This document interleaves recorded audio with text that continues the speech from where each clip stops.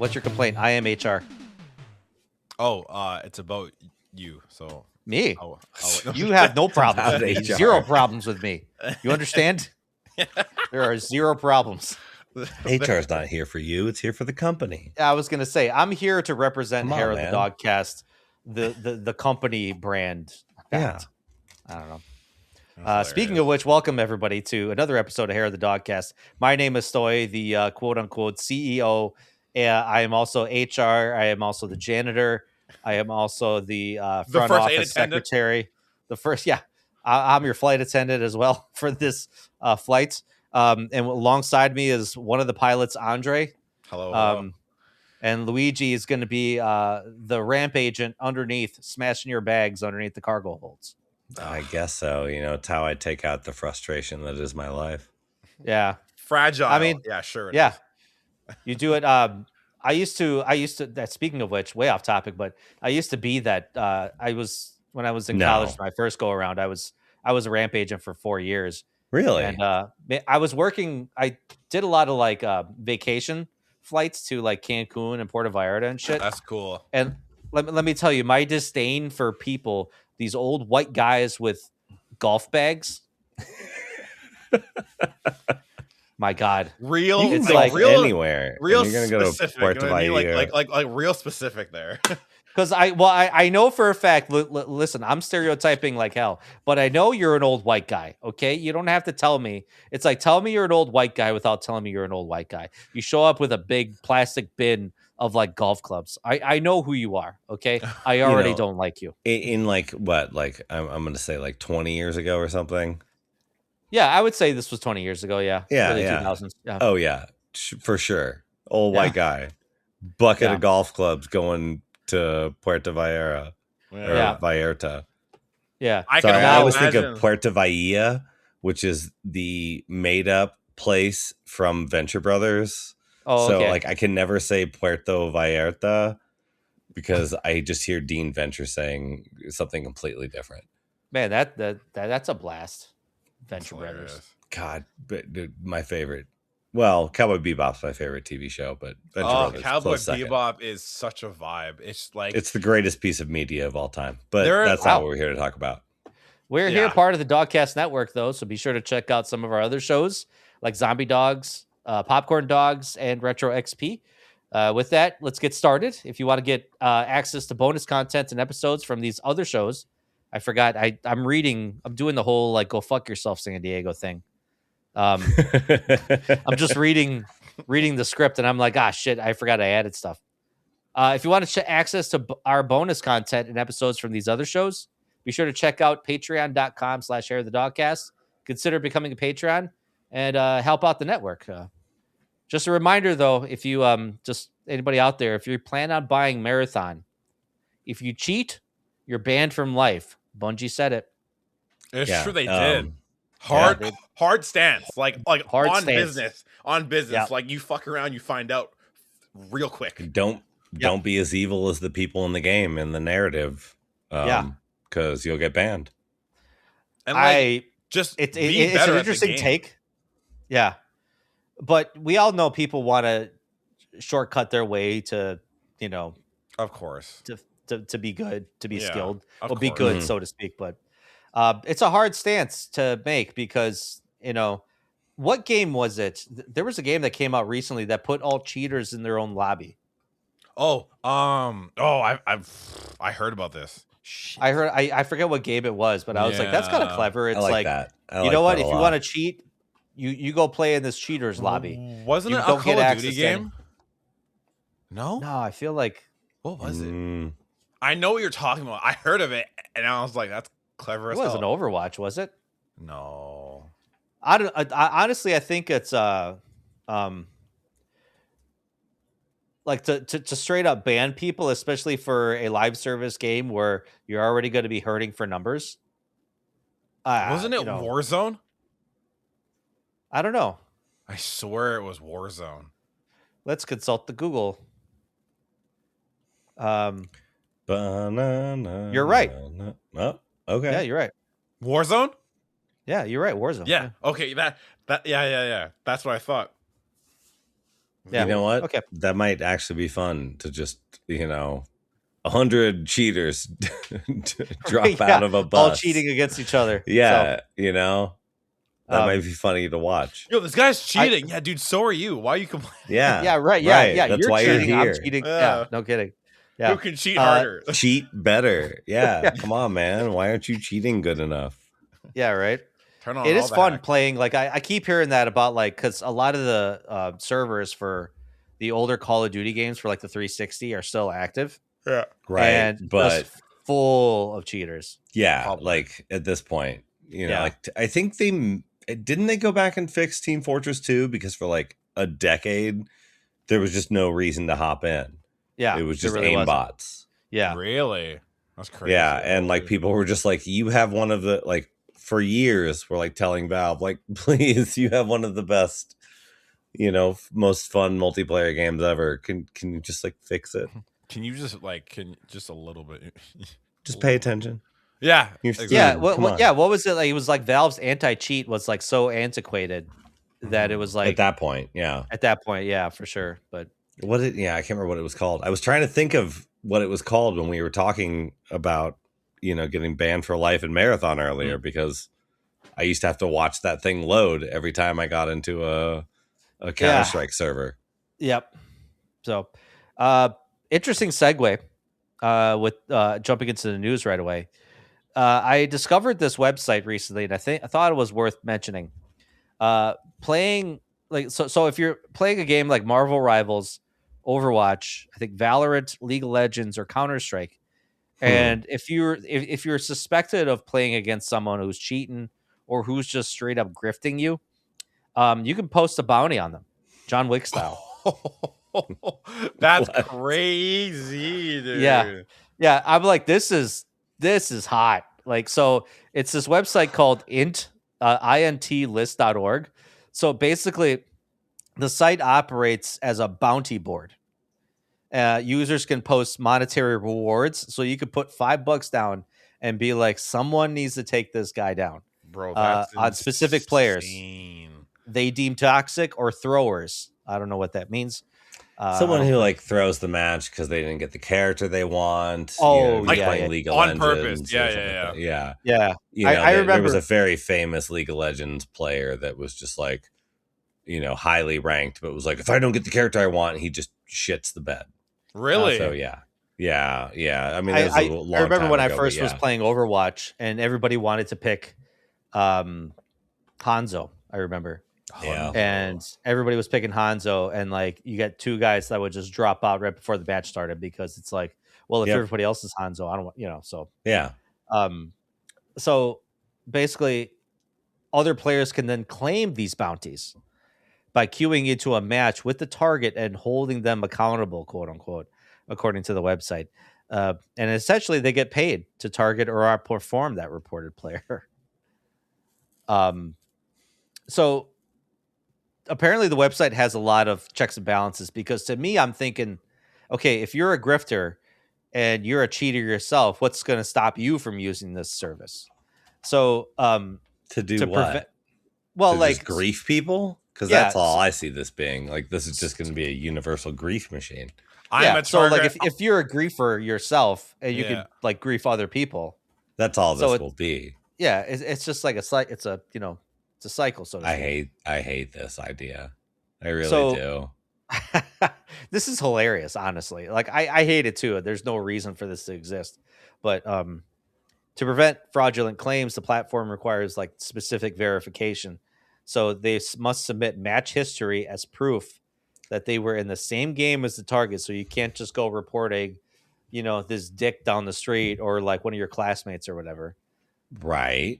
Right. But how many times have you gotten, your shit kicked in by someone? Okay. Here's an example.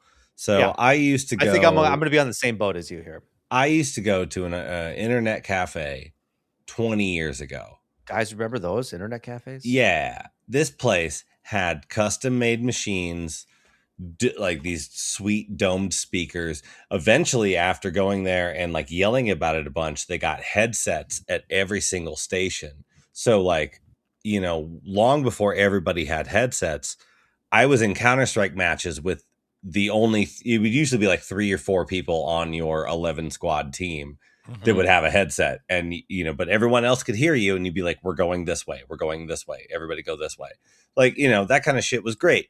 They had custom made PCs. Every fucking Valve game, once Steam hit, they had everything, but like, all sorts of these, whatever. Anyway, so I'm playing Counter-Strike with a friend. We're both on the same team. We're in the same server. We're playing together. I'm not great. I'm not great every match, but some matches I go the fuck off because I play Counter-Strike like a Call of Duty player. I hate Call of Duty. Can't stand Call of Duty. In. But like, no, like, or you just don't care. Like, no, I will go down like, okay, I know this map well enough. I know that if I can run down this hallway, there'll probably be some dudes camping. This'll happen. I could probably take about 5 or 6 dudes out before I die. Yeah. So you were just doesn't good. always go down that way. But sometimes, I don't know, you give me that M4 and I get the right weapons and whatever, and like I roll through a fucking hallway. And I'm sorry, we're going to take way too long talking about this, but like, no, it's okay. It's part of the topic. Like, even this would happen with my friend too. Same thing, probably about the same level of skill, because we would like meet up Tuesday and Friday and play a bunch of Counter-Strike. And someone in the chat, he's like, dude, everyone's calling you, like everybody who's dead on the other team. Because once you're dead, you can see everyone. But when you're alive, you can only see your team. And he's just dead. And he's like, everybody on their team's calling you hacker. Everybody's saying hacks.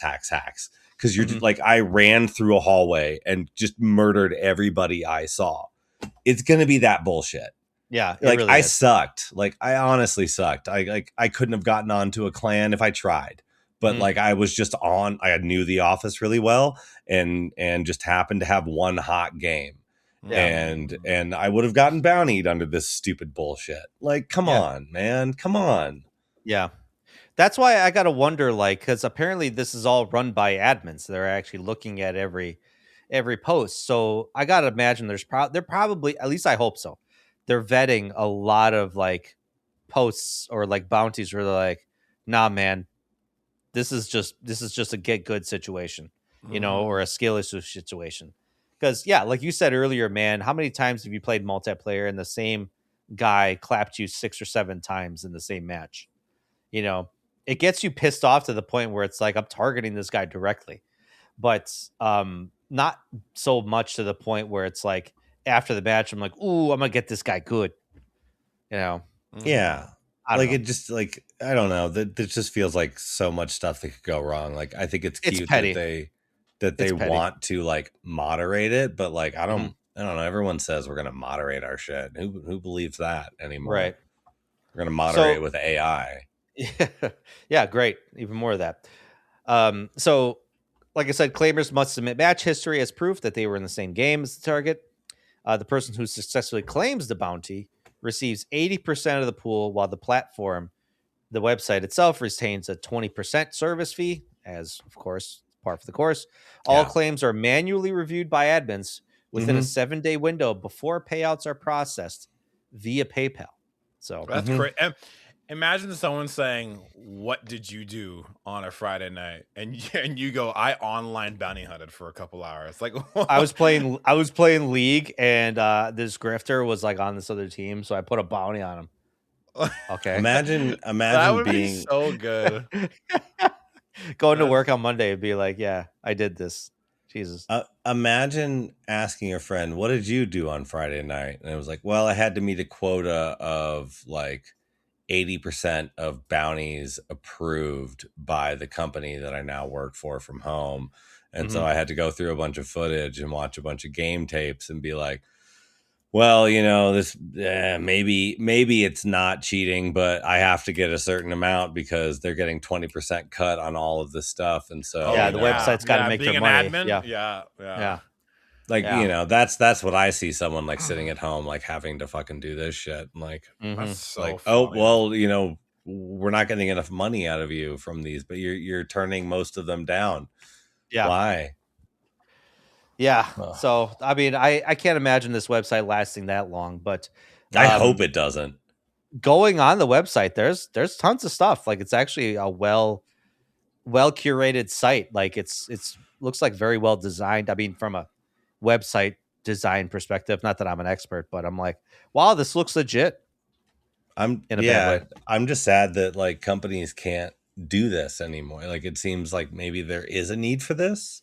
Like maybe there is a need for this, and companies just aren't cracking down enough because they're laying people off and they don't have enough moderators, and you know maybe it's stuff like that. But I don't know. I just wish there wasn't a need for some sort of griefing system. Yeah. I know you want everybody to play your game, and you want the playing field to be fair. You want it to be equal. You also want it to be, fun, but it's not going to be for everybody. No. There's going to be griefers out there. There's going to be players that just want to watch things burn. So New York Attorney General apparently sues Valve because of loot boxes. Like, I was thinking, like, shit, I remember this was a hot topic like 10 years ago. Didn't who got in trouble or who got shit on for this? Wasn't it Overwatch or like Star Wars Battlefront? Battlefront 2, I remember at the time when it came out. Yeah. Like that was a huge deal. I remember that. Like it was one of the most downvoted comments in history. I remember it was kind of like a shockwave, like from that way out. Like, okay, maybe like publishers were like, maybe we don't do what this. Was the comment again? The comment was something about like why like in order to pull Darth Vader, it was almost like random by choice. So like the more times you played the loot box game in Battlefront 2, the more likely you had a chance of getting Darth Vader. But it was like they responded by saying, we want the sense of accomplishment and achievement to be inherent in the player when they actually get Darth Vader. And it's like, fuck off. And like that, like the response was the most downvoted thing. That was EA, the EA community person's response to a comment. Yeah, I forget. I forget the actual wording, but it was like, but the EA response got downvoted a lot. Yes. Oh, okay, yes. Okay. I thought you meant like the actual comment did. No, it was the response. And even at that point, like the like someone also posted the amount of hours it would take to get enough points to buy, a high value character. And it was like, you have to play 40 hours of this game just to unlock a character that you can use sometimes in the game. Yeah, this was the comment. The intent is to provide players with a sense of pride and accomplishment for unlocking different heroes. Who? God. Yeah. Was there a name, or was it just EA? EA community team. This was 7 years ago. Yeah. More than 600,000 downvotes. Yeah. Dang. And as for cost, we selected initial values based upon data from the open beta and other adjustments made to milestone rewards before launch. So I'm going to go ahead and say that there are other forms of gambling in the country that Stoy and I live in. Yep. That are much more problematic. We talked about this.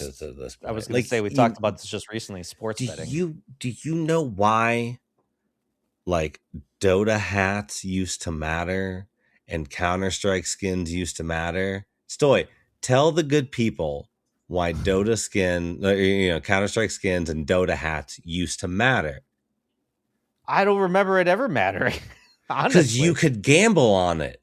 Yeah, you could sell it on a marketplace. You could find this shit in a game, in a lot of Valve games, and like over the years, in the last like 20 years since Steam has blown up, there were gambling rings that were shut down within Valve, within Steam, of people doing this shit because gambling didn't used to be openly allowed in the United States of America. Now, like what are we doing? It's just wide open now. Like you you can gamble on everywhere. whether or not I will pee on Yeah. my neighbor tomorrow. Yeah, it is it is crazy, like the Steam community market, where it's like, yeah, you could sell these things, Yeah, to regular, like any skin, any costume, any perk, whatever. Like it's yeah, Steam yeah. created its own market, and granted, they're probably, I mean, they have to make money off of it. They get a little cut of each sale, I Right. imagine, kind of But like like eBay does or whatever. there were people But abusing that system yes, for like many cases in the yep. last couple decades of people abusing that system to basically gamble. hmm So And basically, the yeah, idea, for those that don't know, it's like, so games like the Valve run, Counter Strike 2, Dota 2, Team Fortress 2. I guess this lawsuit says it's basically like gambling, because players pay for a chance to win items of varying monetary value. So the more you pay into the game, the more likelihood you're going to get, a chance at getting like a really rare skin or a really rare perk or whatever. The complaint argues that these mechanics are particularly pernicious because they target children and adolescents, utilizing slot machine like visuals and near miss graphics to encourage continued spending. So, but that's everything now. but yeah, of course that is. Like, um, I mean, you could argue that a lot of the mechanics for mobile games are kind of with that, a lot of that Mobile games flashy are design. horrible for it. Horrible. Yeah, Yeah, that's all yeah. this is. Yeah, Horrible. It's basically the same thing. It's just it's now so prevalent in our video game ecosystem that it's like, I mean, I get to this point, you just got to teach your kids, don't be a dick with mom's credit card. yeah. Well, it's like when it's like that Bill Hicks joke where the Supreme Court says that pornography is anything that has no artistic merit and causes sexual thought, and it's like, well, that's every commercial on television. Yeah, like I mean, like that's all we're doing now. And like, so if you're gonna say that like this is bad and this is gambling, it's like, well, that's what everything is now. yeah, Everything is bright and shiny and trying to addict you. So yeah. Trying to addict you, trying to tell you you need this, trying to tell you like you need to continually spend more money in this. I mean, yeah, like I said, we've seen this in video gaming. The EA with Battlefront 2 was not the first to do it. No. Nor were they the last, or are they the last? So anyway, so like, be careful out there, kids. yeah. My sister-in-law just got her son a Switch, and because he really likes Minecraft, he plays it at school. So she's like, "Oh, okay, I want to buy my son the Minecraft on the Nintendo Switch Online store. I'm just gonna put my credit card in." And I was like, "Wait, don't put your credit card in there. Go buy the credits from the store. Use that gift card, because, of course, the moment you're gonna put your credit card in there." I mean, I was worried that she was gonna like save the credit card info. Don't do that. Don't do that. Yeah. Don't do that. You put your credit card info in there. How many stories have you heard of like kids with their parents' credit card buying franchise points from like NBA 2K or FIFA or whatever like that? There's that too, but I don't save my card in any video game system because then they get hacked. Right. So Yeah, like I just enter learned it that every with time. the PlayStation 3 a long time ago. Yeah. Or I remember like it's happened with the Xbox. It happened with the Switch, right? Yeah, I think so. Yeah. Yeah. Eh, Sorry. all our Andre, information tech. Yeah. No, I was just saying, yeah, I think I remember the PS3 one happening, and it was like a big deal. Oh. Everyone's like, "Oh my god!" So yeah, The online, I think the online was down for like a week or two. yeah. Oh yeah, it was a long time. I remember that. Like, time. It Yeah, man, that was wild. When PlayStation comes out, it's like, yeah, we fucked up. Sorry, guys. PS3 eventually got it together, but Yeah, they really like crashed all of that goodwill. yeah, they really did. Yeah. I actually had it the other day where these two kids came into the store, and the one kid was buying PlayStation, like a PSN card for like $25, and he's paying. It's just taps the card, and his friend goes, "Oh, dude, your dad's gonna kill you."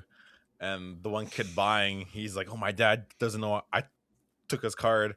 And then like it goes through, it's approved, and he's walking away, and he's like, "Oh my god, dude, my dad's gonna kill me." And I was like, "Holy shit, this is." I was like, witnessing this is crazy. I didn't hear Yeah. anything. Yeah, Like, literally, I'm honestly, just like, I have no idea. Like, I don't know, You're- you know. It's not like you can stop the sale once that card gets swiped and All right. approved.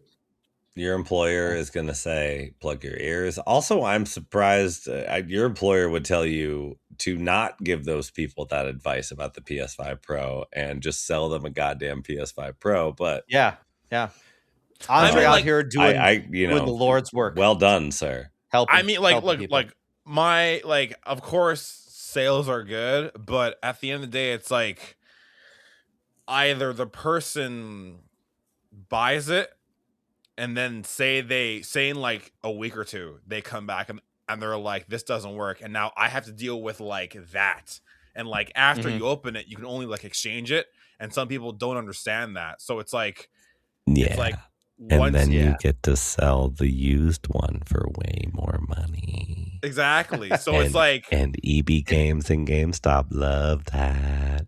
So it's like either Brother, I'm you're sorry, not a good that's their business model. Sorry. No, yeah, no. Games employee, sir. So it's like either their business I'm like model. honest, or half the time it's like I don't want to have to deal with you angry coming back and be like and I'm like I'd rather just tell you straight offering up. them trading credit, which is like 40% or whatever it is. Yeah, and some people don't understand that like once it's open, like I just can't give you the money back. And I'm like, yeah, right. Yeah. Like that's always that like works. My favorite thing is when someone comes back and they're like, it's when they come in heated, and I'm like, oh, okay, you want to, I'll match your energy if you. That's my that's my favorite. But it's like when they open, it's when they've opened it, they've played it, and it's been like a week or two, and they're like, I just don't like it. And I'm like, well, that's not how it works. I don't know what to say to you. And they're like, well, I want to speak to my favorite thing is like when there's no like managers or assistant managers, my position, I'm like the manager on the floor at the moment. Right. So my favorite thing is when they go, I want to speak to the manager. And I'm like, hi, how can I help you? And they're like, so I'm like, go on. I've heard everything you said. Oh my, yeah, go on. I'm like, and they're like, and then their like demeanor changes, and they're like, so what can we do here? I'm like, well, Tim, you know what we can do here. So yeah, but everybody's Timmy to you. I like that. It's all right, Timmy. I've never said a different name. It's always Tim. I don't know why. Tim's the first name I think of. Mine's whatever. Terry. Yeah, I'm always talking to Terry. I'm like, listen here, Terry. I don't know. For me, it's Jim. Settle down, right, Terry. Jim, it's either Tim, Jim, or like Bob or Fred. Yeah, generic white name. Oh. Deborah. Yeah. Deborah gets mixed in there a bit. Sarah, right, Deborah, throw it in there. Yeah. Guys, Steve. when I was researching some news today, apparently I found out Guitar Hero is coming back. That's crazy. So yeah, I was like, tell me about this. Is this for real? So this game is called Stage Tour. It looks pretty rough, I would say. I hope this spends a little bit more time in the oven. It's supposed to come out this year, like in the fall. This is so weird. Apparently, a bunch of former staff from the original Guitar Hero developer Red Octane Games, they've reunited to develop a spiritual successor to the classic rhythm franchise. So apparently they have all plastic instruments ready to go. They got drum sets, they got microphones, they got guitars ready to go. They have everything, eh? Wow. Yeah. So this is scheduled to release in fall of 2026. Okay. Apparently they're promising a huge roadmap of seasonal content. Apparently there's going to be live events too as well. Live events? Interesting. Yeah. I wonder if it's going to be Guitar like Hero Live. Yeah, kind of like that, where it's like that's what I'm thinking on that. Yeah. So Red Octane Games did not develop anything. They were the ones that made the controllers, the guitars. No, Red Octane Games made the guitars. No, they Har- developed the game. no, Harmonix did. Harmonix Red- did Rock Band. Harmonix made Guitar Hero 1 and 2. Right. Okay. All right. So then And when then yeah. and Okay. then one got bought by one thing, and Harmonix was left sitting there, and they're like, well, we don't own the name to anything anymore. And then Activision bought Red Octane. Mhm. They were a controller developer. Harmonix was the one that made the game itself. This is why I always say Guitar Hero 2 is better than Guitar Hero 3. Guitar Hero 3 I'll was agree made with you with that. by I'll agree with you with that. Neversoft made Guitar Hero 3. It was really good. They were contracted by Red Octane because Red Octane. I didn't realize was you not were an expert. I should have had you read this story. So in the last 2 weeks since we recorded, I went on a show to talk about Guitar Hero 3. Wow. Okay. All right. That's interesting. They hit me up a few months ago, and I was like, dude, I have so much to say. Okay. I have so much to say. But yeah, Keep going. So when this says Guitar Hero is coming back, Red Octane Games, that means dick to me. Okay. These are the guys that just made the controllers, and they made it probably the best controller. But yeah, Harmonix was the heart and soul of Guitar Hero, and then Rock Band itself. I like what Neversoft did, but it wasn't the same, after the split. So they may have a good person, but all I'll say is that maybe Red Octane just has a good controller. Okay. No, I guess I never knew that. Yeah. They closed. Yeah. Okay. It sounds They like the played- first one got tossed around a lot. Mhm. This studio bought that studio. This studio made this. Yes. Yeah. I mean, they got in touch with Harmonix because Harmonix made Amplitude on PlayStation 1. And they were like, we really love your rhythm game. It's so cool because you can cycle through the different instruments and do all this cool stuff. Like, let us make a controller for you. And they're like, well, why don't we just make something better? And they made Guitar Hero to like sort of in concert together. But Harmonix was the heart behind Guitar Hero. And then Right. Rock Band. It looks like Red Octane actually did Guitar Hero World Tour. Is that accurate? I mean, at that point, they owned Guitar Hero because they got to keep the Guitar Hero name when Activision bought them. Okay. Interesting. So if you guys are interested, they're making their own Guitar Hero like game. I like if you watch the trailer of this, they showcase the plastic instruments and they look good. Like they actually look like very well made. Like Guitar Hero, the guitar controller looks good. Like it looks like, I don't know, from my limited view of it, like it looks well made. Looks about as what a Guitar Hero controller would expect. But Cool. the character animations look Okay. not great. Like, Are they the not same great. characters from back like I feel like they are Judy because Nails? they don't look the same, but they look like kind of like those like exaggerated facial feature type characters that Yeah. the old Guitar Hero games were like. Oh yeah. Yeah. Fall 2026, guys. Are we ready for this? Like, do we need this again? I'll That jam was the out. last cool. Yeah. Yeah, Andre, you said you're in? I'll jam out. I loved Guitar Hero, and I distinctively remember when Rock Band came out, and my one friend got it, and he had like everything. That summer was just like sick. All we did. Yeah. All right? we did. Yeah. I think I was on bass. My other friend was on guitar. One person sang, and then our other friend was like our like manager. It was sick. It was nuts. Manager. Yeah. Dude, it was so sick. Yeah. Dude, Yeah, Rock Band quintessentially was better than Guitar Hero. Once Rock Band came out, it was like, I don't know. They just knew that The music selection was much better. Yeah. The support It was was much like- better. Well-rounded. It Yeah, was the well-rounded. inclusion of like all of your friends and just being like, you play drums, you sing, I'll rock the Yep. guitar, someone hit the bass, and we just play this song like we fucking And own we'll it. be a band. Yeah. It was like Yeah. we're musically inclined, but today we're not. You know, today we're I think Sum that's- 41. Yeah. We're all American rejects right now. Yeah, That's what we yeah. are. You know, someone's Yeah. jumping off the couch. It was crazy. Yeah, It was right. nuts. Yeah. It was Yeah. so much fun. No, like it's some of the most fun I've ever had. Like, I think the thing that makes Guitar Hero 2 and Rock Band really good is they're both really fun collaborative games, and specifically the star notes that you have to play. They're usually only like 5 or 6. They like encourage you to build star power.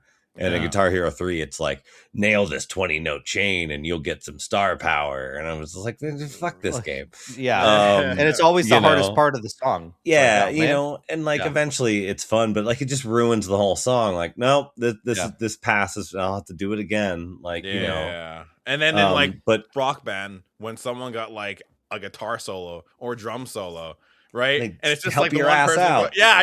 You can do it. Dude, it was so much fun. Yeah. So much come fun. on, man. You got this, dude. You can do it. You can do It it. was so much fun. God, Yeah. I miss that.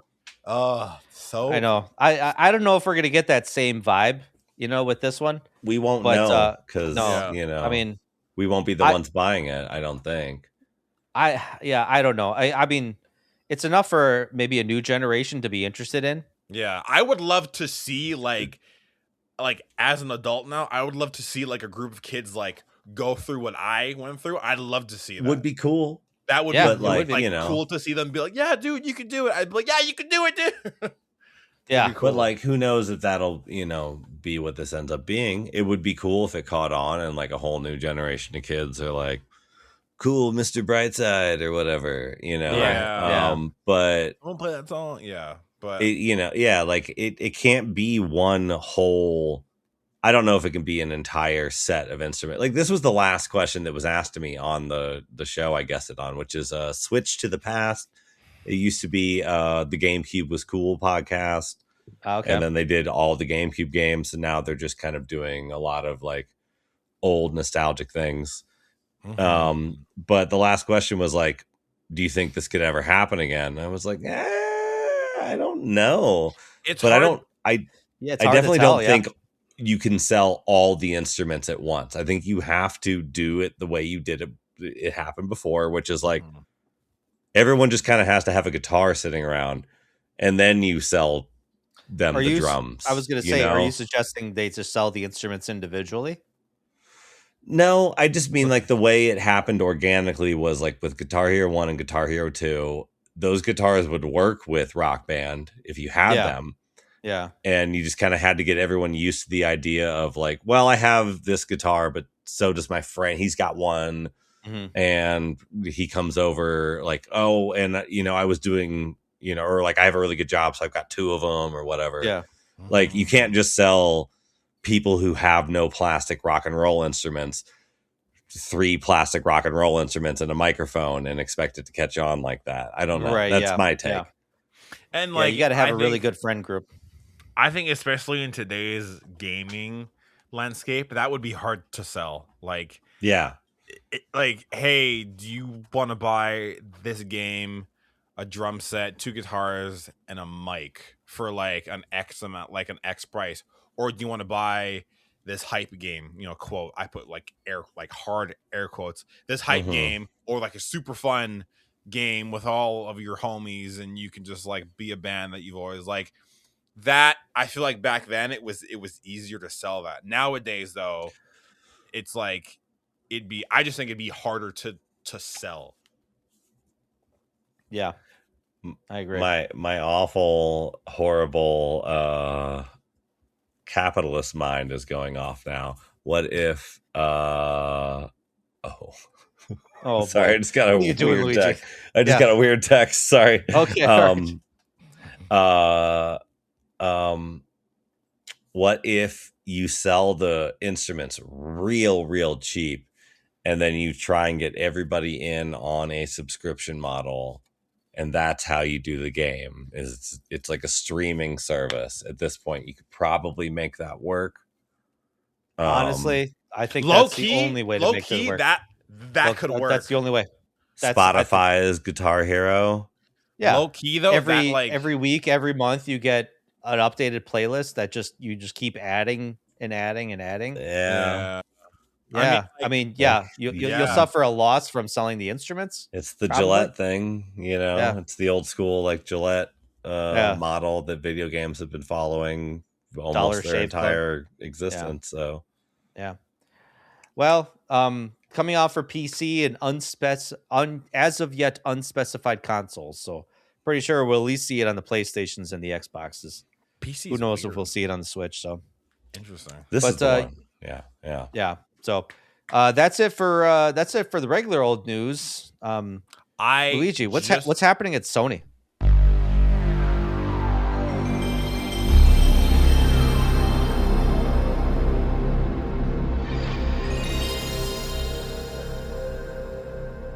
Well, actually, speaking of Sony, I just remembered something I saw that I guess can be integrated into Sony. Okay. All right. It was I don't know if you guys saw it, but did you guys see that Sony wants to stop porting games to the PC? Yeah, I saw the headline, but I didn't read into the news article. Are they just not making enough money? Well, I think starting with Wolverine, like no more games are like being ported to PC. They're like strictly only on PS5 now. Which you mean like at launch? Yeah, like so. Okay. You know how? Sure. Don't. I can't believe that they were doing day and date anyway. Oh no! Sorry. Not at launch. Pardon me. You know how like it comes out and then like a year later the PC port comes out. Yeah, they're not doing that anymore. It's just weird. Strictly on the PS5. So like how they did it with like God of War, Spider-Man 2, starting with Wolverine, it's just the PS5 and nowhere else.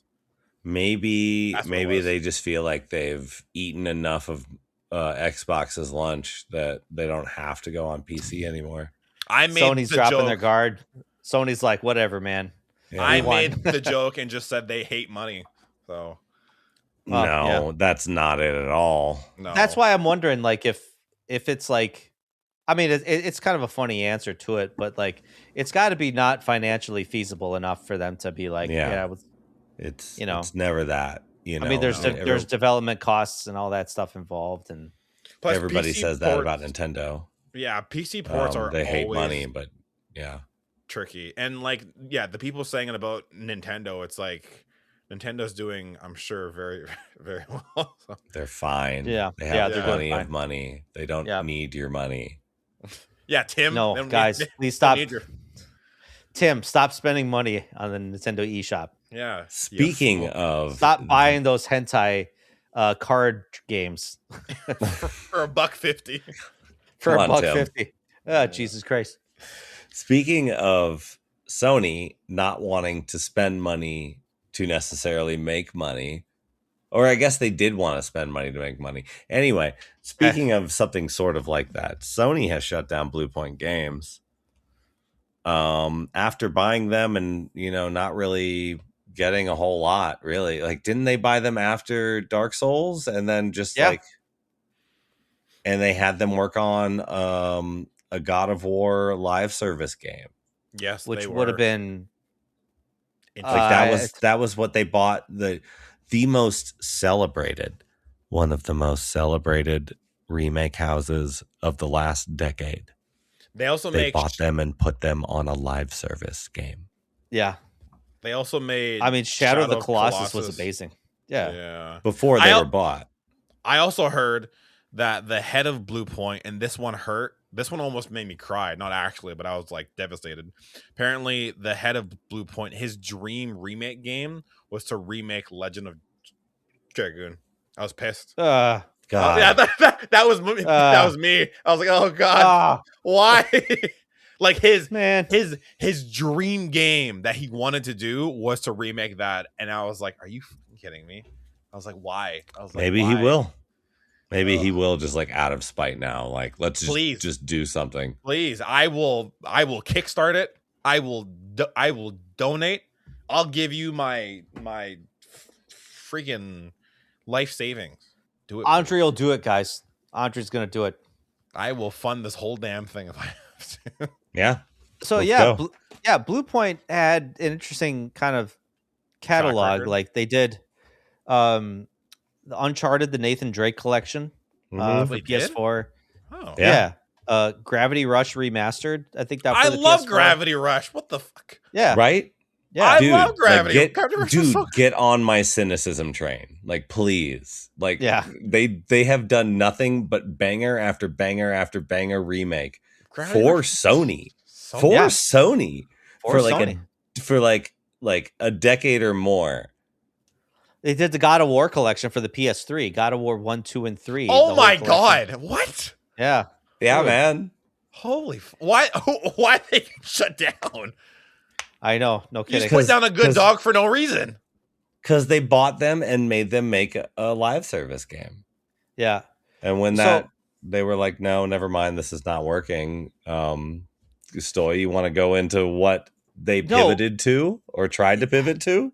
Well, yeah, I mean, you could read it because I was like reading about all the things that they wanted to pitch to Sony, or at Mhm. least any of the Sony support studios, and they were like met with no. Yeah. Apparently, the idea of a Bloodborne remake was pitched multiple times. I heard about this, and everyone's like, "Are you fucking kidding me? What?" Yeah. I heard this, and people are FromSoft not. just couldn't get behind it. Or I wonder if it's just like we want this to stay where Why? it is. Side tangent. Why is Why is everyone? Pardon my language. Why is everyone dick hard about this Bloodborne remake? Bloodborne's I- cool. No, Bloodborne's I'm not saying cool, it's but, not. But like- like, why is that one like the specific target? Is there like a? I don't know, because I don't know either. the Demon Souls one was really good. You Yeah. know, I don't know. That's fair. Yeah. Okay. I think people want Bloodborne to get off the PS4, and I don't think it ever will. You can play it on your PS5, guys. Yeah, but like you know Yeah. what Well, I I mean. know. at 30 frames They per want second. updated graphics. Yeah. you know? It's not as bad as like MGS4 being stuck on the PS3. Like that is for technical reasons. Not anymore. This game can be ported anywhere, but it won't. It won't ever Mhm. be. Okay. It seems because of FromSoft. Yeah. So, some of the other things that they were they pitched an idea for like a Ghost of Tsushima spinoff. Oh my game. god! Why? Yep. Oh, you could have done one. Fuck. Yeah. Ugh. I guess they wanted to redo their Shadow of Colossus thing, but Oh my God. that one I kind of agree with Sony on. Like we already did that. Like Yeah. that's cool. Yeah. It would have been cool. remake Like, of a I remake. get Could it. do Eco, but I don't know if that would have been a mass appeal. I don't know, man. There's something you could have had them doing, Bloodborne or I know. not. Yeah. It just Just seems like why- a waste. I mean, this brings Yeah, me back there you to EA kind of make like obviously Sony came up. We own Blue Point now. We want you to make a live service game. We want you to make a live service game with Yeah. Kratos and the gang, whatever, God of War. A studio that has never made a live service game, that has been your workhorse Yeah. for supporting your IPs for years. Mhm. Now you want them to pivot hard into a service or like a game genre that they know nothing about. Well, Tim, Kinda reminds me- you've made you made our God of War trilogy remaster, Tim. Yeah, you you've got to should be know. good at this. Yeah, come on, Tim. So yeah, now it's kind of reminds me to EA telling BioWare, "Hey, Mass Effect, great. Dragon Age, great. How about a live service game called What have you Anthem?" done for me lately? Yeah, right. Yeah. Anyway, Yeah, no, I would say EA would probably have been better. They probably would have been able to put a couple games out before they got shit canned. I mean, yeah. As much as everybody loves to shit on EA. True. Well, yeah, I mean they wouldn't have been good games, but Oh. they would have gotten to make a couple of them. They would have Well, been yeah. like, you know, heavily surveilled by corporate and kneecapped within an inch of their life, like most EA games are. But yeah, I mean, when you know, you do got to admit, we did get a Dead Space remake. It We at was least good. got one. It was good. We at hey least got EA, one. hey EA, buy Bluepoint and have them remake all your old games. They'll do an amazing job. Honestly, Bluepoint, go to EA, pitch Need for Speed Underground 2 remake. Holy shit. Fucking do it. Fucking do it, please. That one or Wanted? Yes, you just have them do all of them. Wanted. They're That's good. That's a. Hang on. Am I hang on.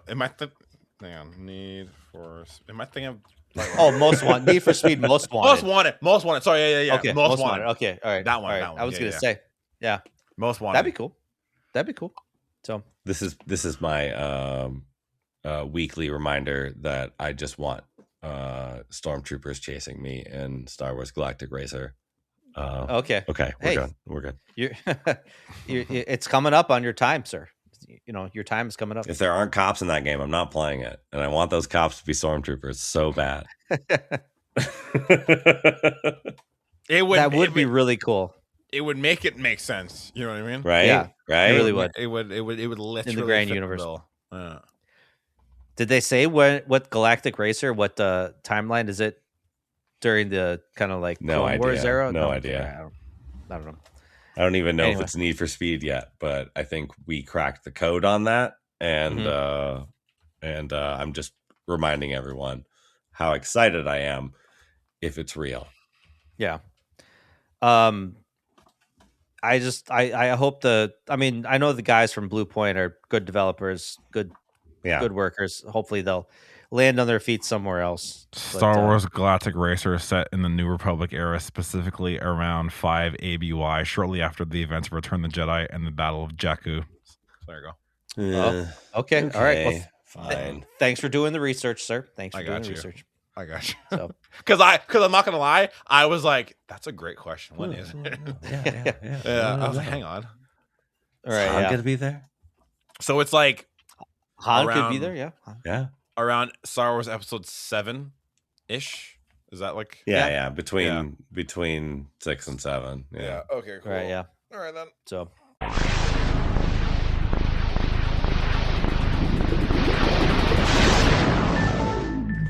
So Chad Xbox here, everybody.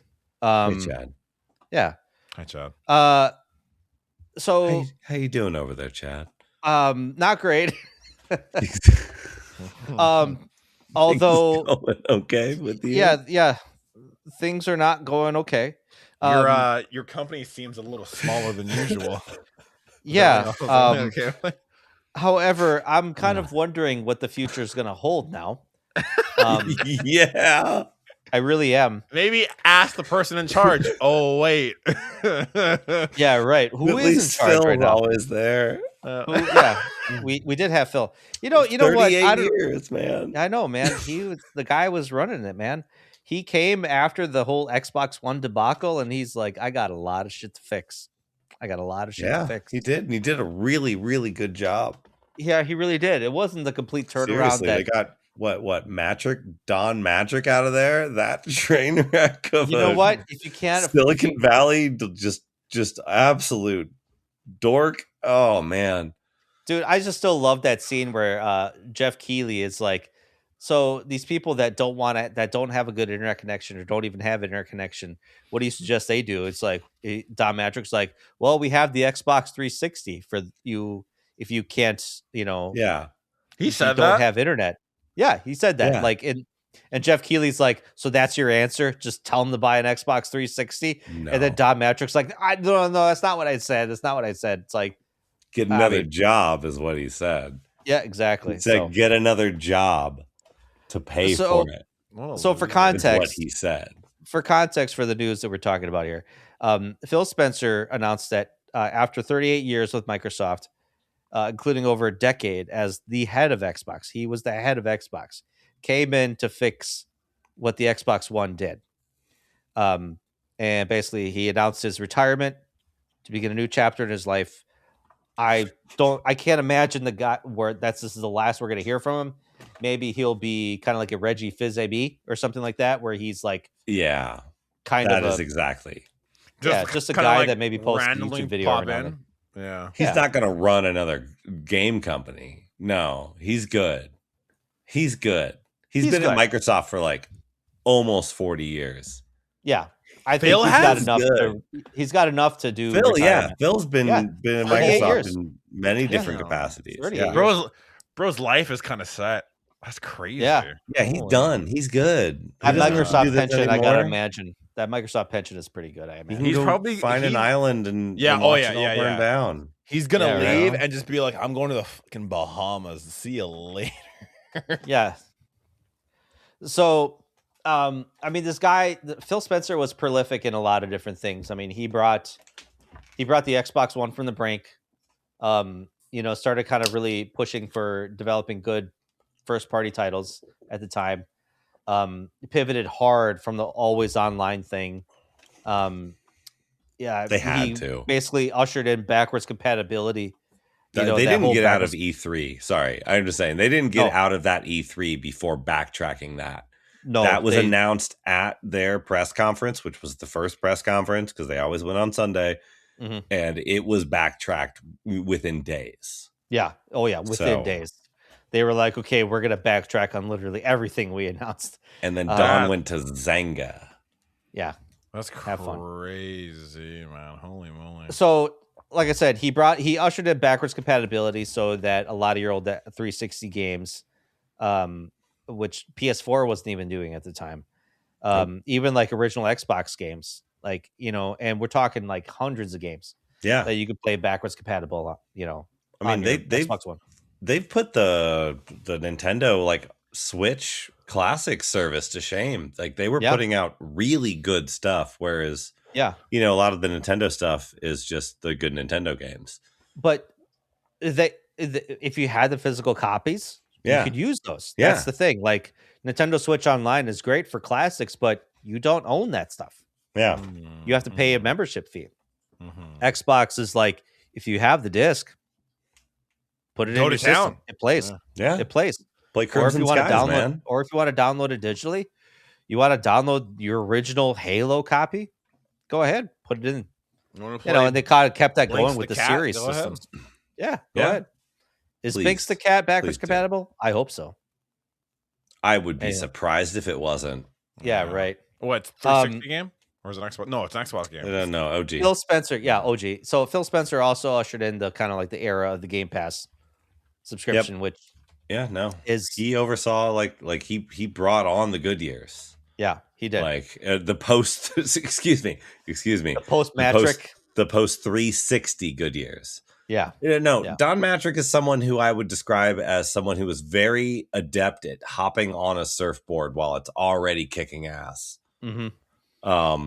Cannot make that surfboard do it again on his own, Mhm. but he did do a good job of stepping into the role of running the 360 while it was kicking ass already. It had already been set up. All I think the only real call he had to make was to pay everybody back for the Red Rings for free. That was a lot of money. A lot of money. That was a lot of money. A lot of money. They were about to make a profit. Yeah. If you So- own an Xbox One, you can play that game. I just Googled it. Binks? Yeah. Nice. If you Nice. if you put that disc in the new Xbox, it works. Yeah, great. Boom, See? yummy. All you Binks fans out there. There you go. So time who's slip. stepping in for him? Someone named Asha Sharma. Oh, cool. She's What CEO of studio are they Microsoft from? Gaming. She served as the president of Microsoft's core AI product division. What games did they make? Let me say this again. Microsoft's core AI product division, not a gaming division. I don't think she's developed a game in her life. So they made Cortana? Yeah, I guess that's her extent. Or Hey, we're Copilot, making a- probably. Hey, we're making No, a Halo game, guys. and he needs Guys. like a little AI companion. Can you do that? Or She has a gamer tag. Yeah. Okay. And the No. last game she No. played was Borderlands 2. Mm. Christ. Well, That's What a was her good gamer game. tag? When did she play it though? Probably I don't, who knows, years ago. I think You I never know with overheard. Borderlands I 2 read an coming. article where she was like, it was like an old Twitter post years ago where someone said like, "Hey, what's a good game for me to play?" And someone recommended Borderlands 2 to her, I mean, and someone did some digging, and they found like she played it for like 15 minutes or like 30 minutes. Or something. okay. She was like, I'm joining this company. See, this used to happen when I So we're was an cooked, is what assistant. you're saying. Yeah. When I was an assistant manager in a Amazon warehouse division, they would always have the higher ups and like the C-suite people would have to come through for like an hour or two, like because Jeff wants them to learn all of the positions. And so like I have to like lead this like rich asshole around and be like, here's what you do now. So yeah, that's what it sounds like when she's like, what video game should I play? Mm-hmm. I mean, Borderlands 2 was like one of my favorite games. Cool. I will play 15 minutes of Borderlands. Gets to Claptrap and shuts video games off for the rest of her life. Who designed this character, sweetheart? What is this? Yeah, the company. I hate video games. Okay, so I did some digging. Okay, so her Xbox gamer tag is Amra Sasha. Literally her name. So she was actively playing Borderlands 2. She only has like 10 trophy, or one trophy. She played a lot of Halo Infinite. Okay. Sure. That was Forza, a brand new game at one point. Yes, that was. Basically, yeah, Borderlands 2, she only played 59 minutes game time. She almost got an That's hour. interesting. Yeah. So also Halo, like I said, Halo Infinite, Forza Horizon 5. She's got like 21 trophies on that. That's not bad. I mean, that's a fun game. You can go do donuts for a while in a field. So she also played the Master Chief Collection. That's much better than Infinite. Yeah. I'll give her that. She played 13 hours of Halo, the first Halo. City Skylines Remastered. She spent the whole 12 minutes playing that. Yeah. Minecraft for Windows. It's funny that the administrative game is the one game she spent 12 minutes with. Like, I don't want to actually like. Damn, she played Diablo 4. Wow. Okay. Sure. That was at a left field. So she's got more to her gamer tag than I thought. Okay. So I mean, she's played games. Yeah, she's played games. So this wasn't a like homework. No, she's had her gamer tag for a long time. It looks like. Okay. I don't know why that matters though. It's like this. This doesn't lessen the blow that this is a core AI person. Why people liked Phil Spencer is that he was himself a gamer. Like he played the t-shirts and blazers. Yes, and understood the gaming market. So like when we want to replace a guy like him, we almost want a 1-for-1 replacement, someone with passion for video games and passion for the Xbox brand, because right now Xbox fans are hurting, man. We need a W. They have right now. We need a W, and this doesn't feel like a W right now. Now, I am reserving judgment because I want to say, like another article I wrote said that she's talking to a lot of her internal development teams, because on the other side of this, Sarah Bond, I think she was another higher up in the market in the Xbox place. She's out. President. Yeah, she's out. Yeah. Like no retirement, nothing. They just said she's out. Damn. So okay. She was a big proponent of the Xbox Play Anywhere ecosystem, meeting gamers where they are, so to speak. But it diluted the ecosystem, the Xbox ecosystem, so much that it's like, it pissed off your ardent fan base. So, wait, so they got rid of her because she was like, let's put our games wherever they can be? Yeah, and that's irritated a lot of the internal Microsoft teams. Bet. Because, yeah. Because if you're going to be working, if you're going to be touting people to buy your hardware, you know, Which Oh, they I get shouldn't it. be at this point. right at this The point, internal because Microsoft teams being the internal studios that they have bought, yeah, do they get like okay? or even just like internal Microsoft, like Like, Microsoft is itself. Obsidian mad that their game is on multiple systems and on PC? Like, I would have thought that the studios that just Double Fine like pissed off that their games are on PC and Xbox. No, I don't think so. But Yeah, I that's what I I, would have thought I the gotta artists would be wager. fine. I gotta wager some Xbox studios maybe are pissed that now their games are going to PlayStation 5. You know, so Okay, the transition includes other leadership shifts, just as Matt Booty. I know you guys have heard his name. yeah, He's promoted to chief content officer.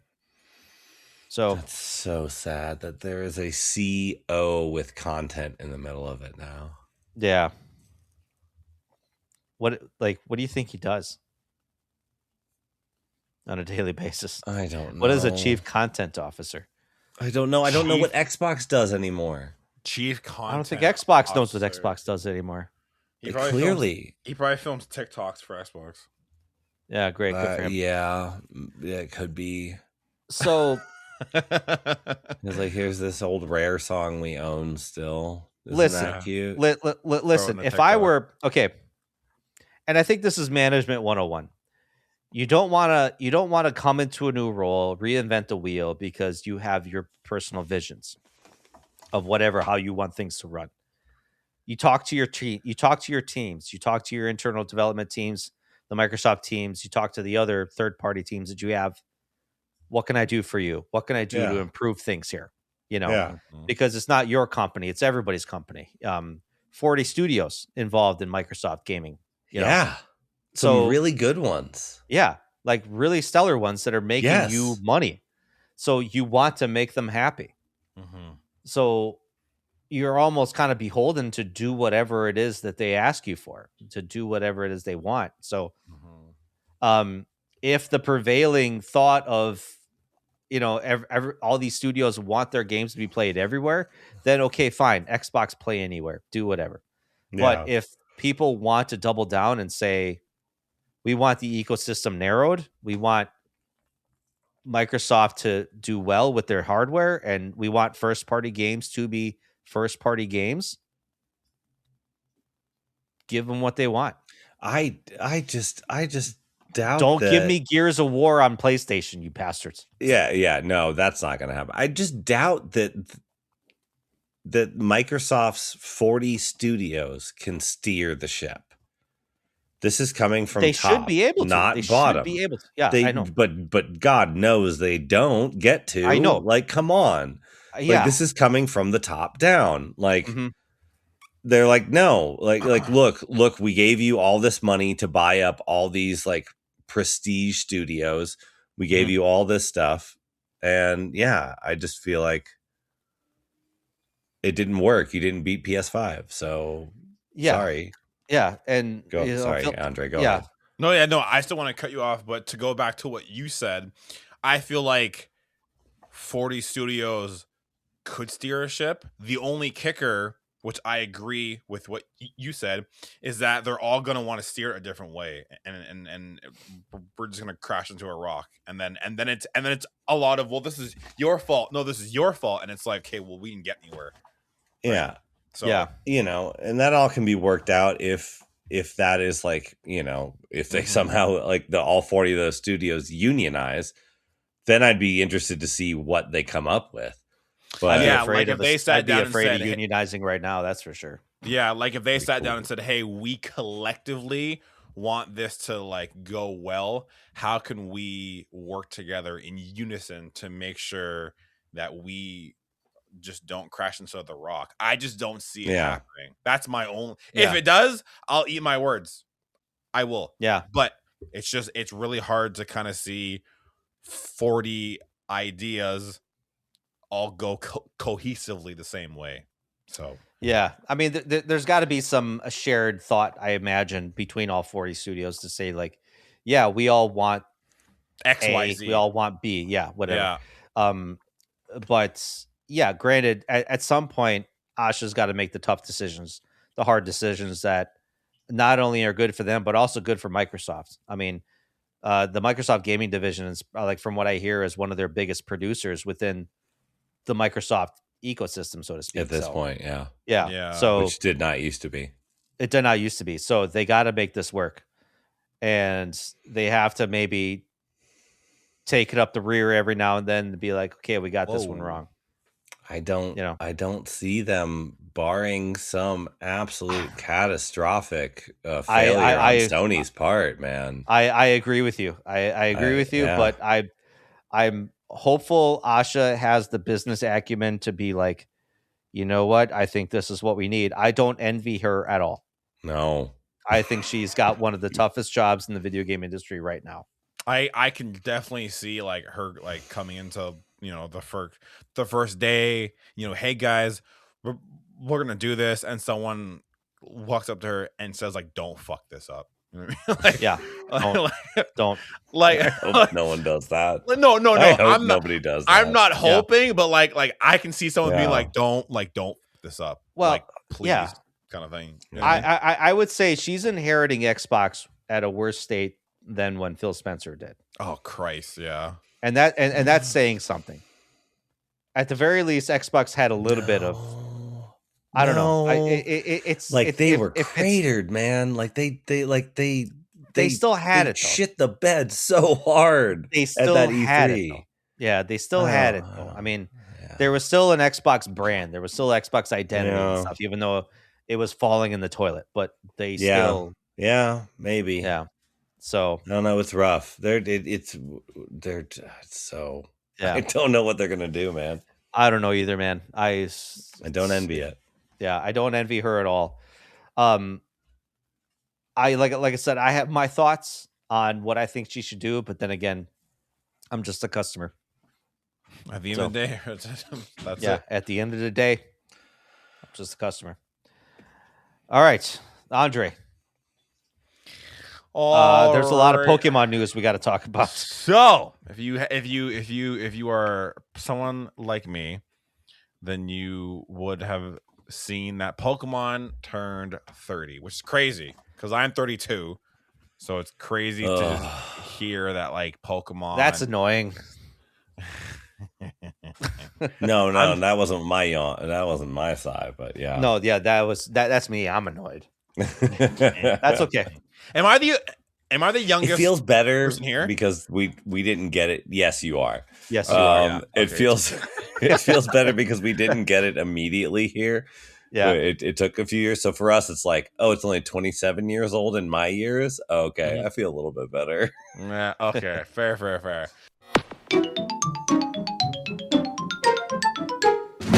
So if you didn't know, Pokemon had their little birthday party on the 27th. Instead of us giving them gifts, they gave us some gifts, as we've all been hearing down the pipeline. Gen 10 was a big thing. If you are like me, you keep your ear to the ground and the rumor mill XYZ. And eventually it just comes down to, is it true? Is it not? Well, sure as shit. Winds and Waves is the new generational name that we're gonna get for Pokemon games. So there's Winds, there's Waves. This game graphically, I will admit, looks very good, but it doesn't come out till 2027. I almost said 27. So that alone surprised a bunch of people, because now people are like, well, what am I gonna play this year? Just chill out. Oh, please. Chill hey man, the fuck Pokopia. out, man. Pokopia. What did we just talk about before hitting record? Pokopia is like the There highest. we go. Pokopia literally comes out in 3 days. All right, there are so many games coming out, and look, I'll be the first one to fucking say it. I'm glad that Pokemon is literally taking. This is all I've ever asked for. It's for just hey, pump the brakes. Take your time. I don't for like a decade.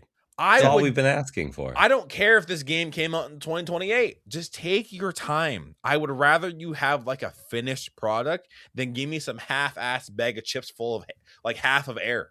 You know what I mean? Like, take your time. Yeah. Make the game look good. So far from the trailer, it looks good. There's tons of water. Water looks great. Water looks great in this. Water trailer, looks very good. Underwater exploration is a thing. You know, It's kind of cool.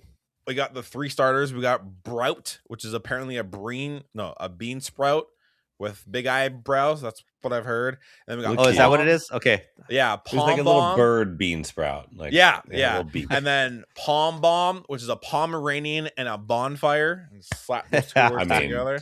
you got me right there. Yeah. And then my personal favorite, the Aqua Gecko, Gekwa, which me and him are gonna run the fucking islands. I'm telling you right now, me and Gekwa are. But hey, I'm fucking putting this out there. Nintendo, don't make any of these fucking Pokemon bipedal. I swear to God, just keep them on all fours. Please keep the dog on all fours. We talked about. I was gonna say, did you not like the motorcycle Pokemon?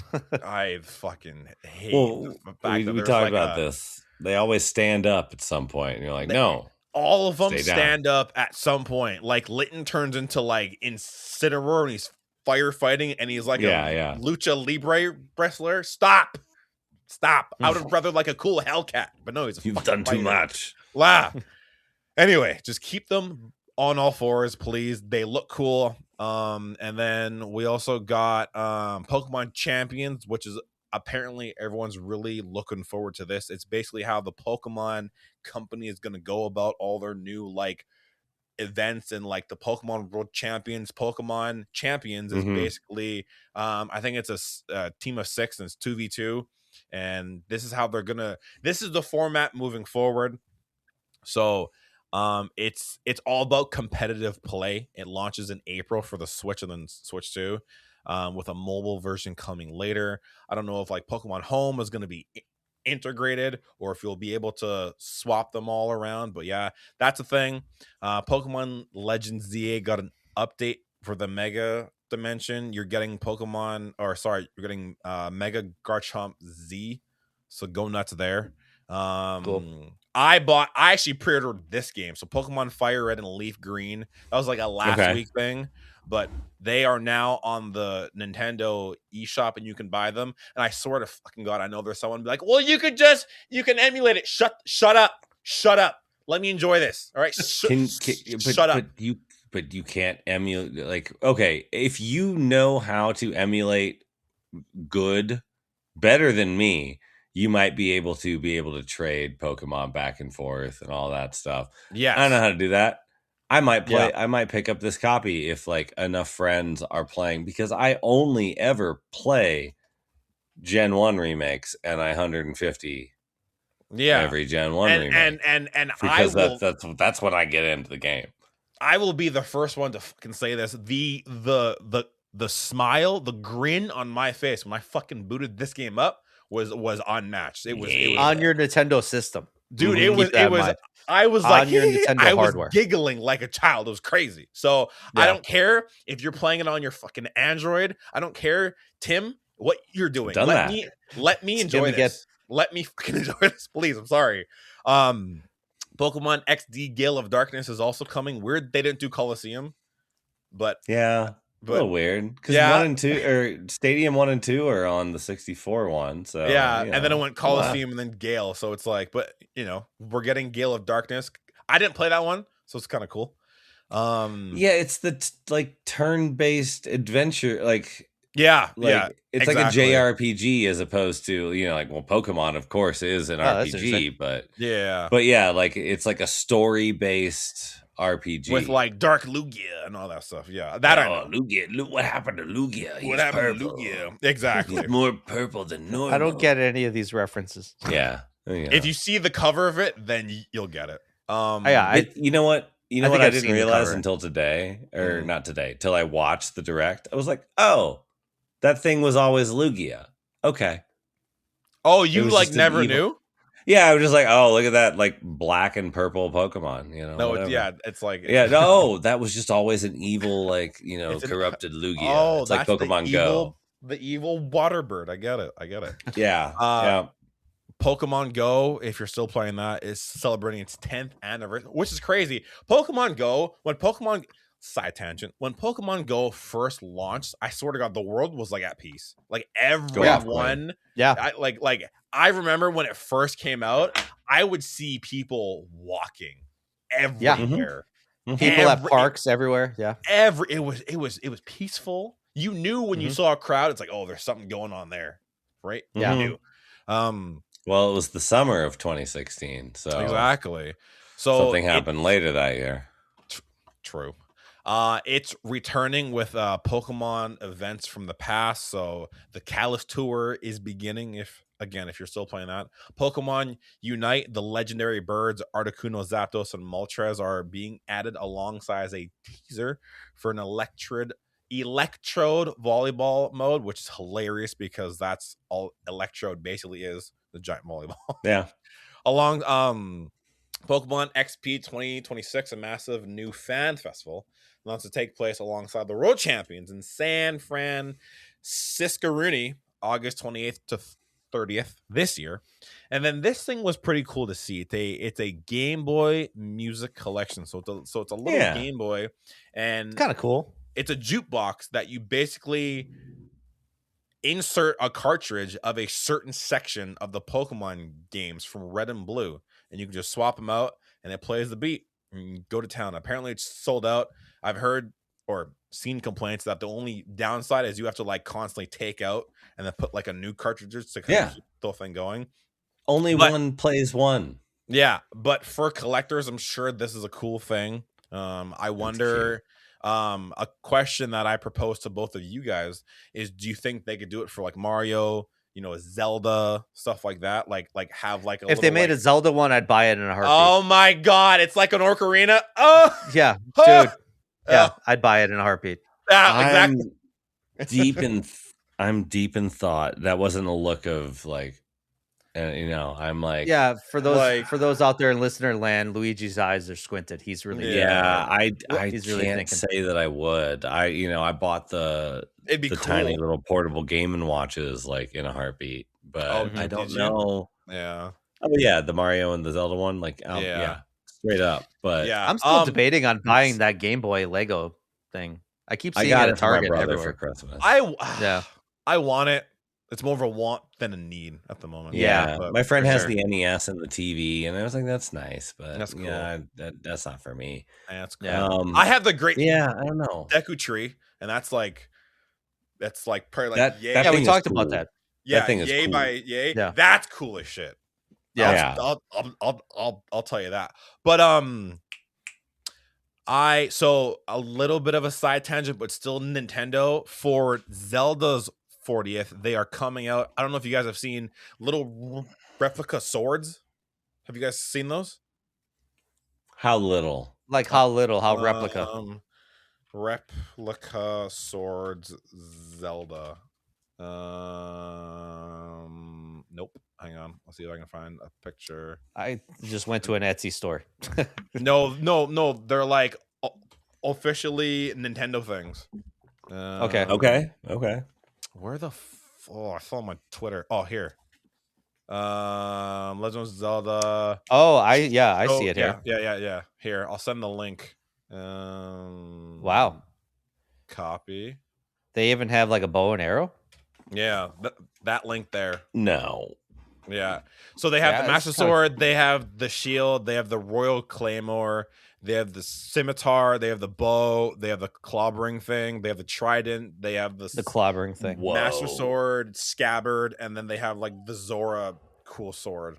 I don't know if anyone has seen it. I would want. Oh, they're like 3.5 inches long. Yeah, they're like. Are they? Yeah, they're tiny. Dude, that's like. This is like the time 3.5 inches. That's like this big. Yeah, they're the longest time. The only thing I ever bought off Amazon was Obi-Wan Kenobi's lightsaber from the prequels, because I thought it was going to be like just the hilt and it was going to be cool, and no, it was like 4.5 inches long and came with the stupid little stand. I got tricked with that when I got the Dead Space 2 Collector's Edition. Yeah, it came with a plasma cutter. Yeah, I thought it was a full-on plasma cutter. Yeah, how big is it? Nope. How big? It's like this. It's like this big. Oh, like it barely fits. Like if you have a baby hand, it fits in your hand. Because I'll still never forget going to the GameStop. I was like, dude, I pre-ordered the collector's edition, and he laughs at me. He's like, that is the collector's edition. It was like a box like this wide or whatever. And I'm like, No, it was. Oh, I'd be so mad. no, why did I spend all this? Anyway, That's It's a good hilarious. game. But yeah, that's it for Nintendo. Ironically, today, right? An indie showcase got announced for tomorrow. yeah, I know, no kidding. We Yeah. always time these super well. These episodes.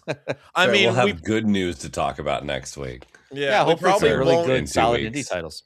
We probably won't see anything like groundbreaking from an indie, but indies are cool. I'll say that. Mhm. Oh, Yeah. and then since we're on the fucking Nintendo thing, I don't know if anyone's buying it, but Pokopia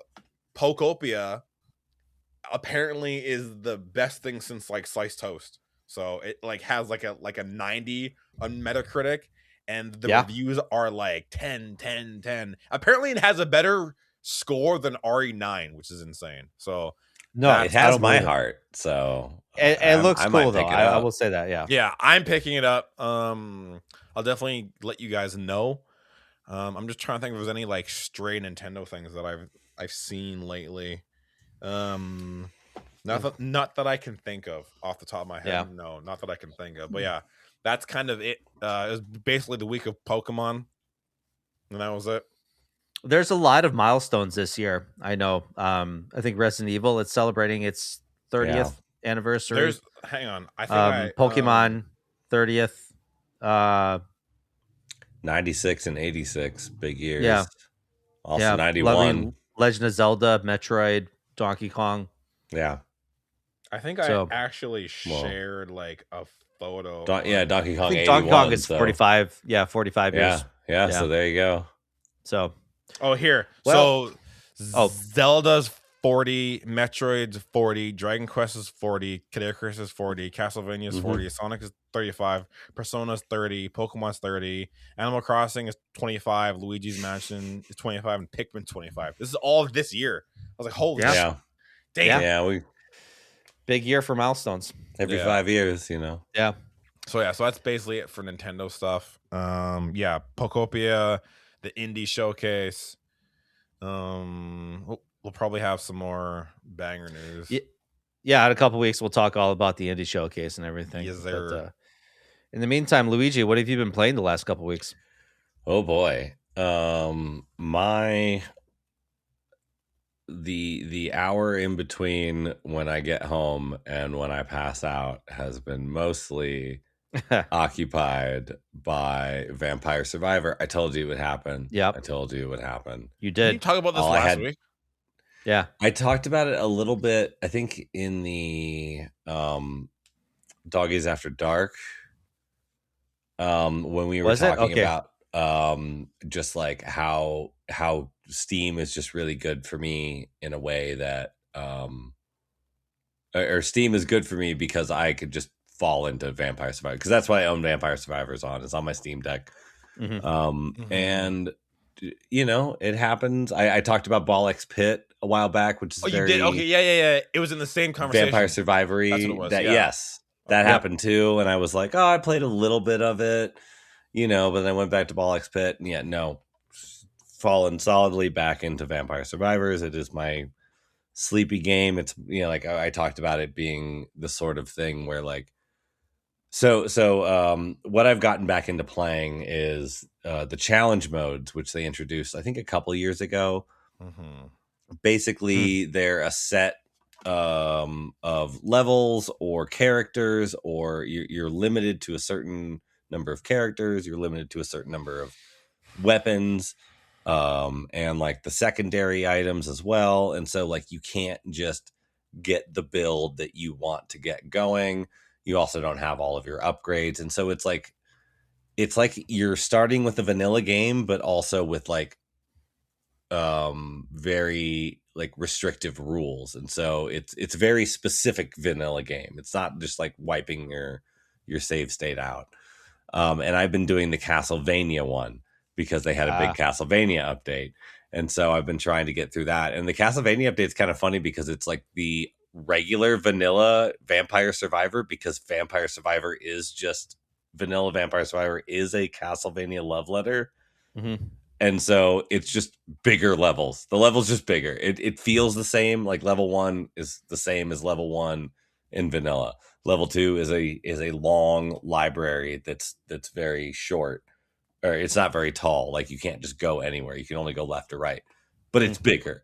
It's kind of funny, and so you're like unlocking all of these classic Castlevania characters, and that's what I've been doing the last few nights. And eventually in the challenges you get to a point where like it's like you're starting for the first time. You can't just get to the end of the half hour.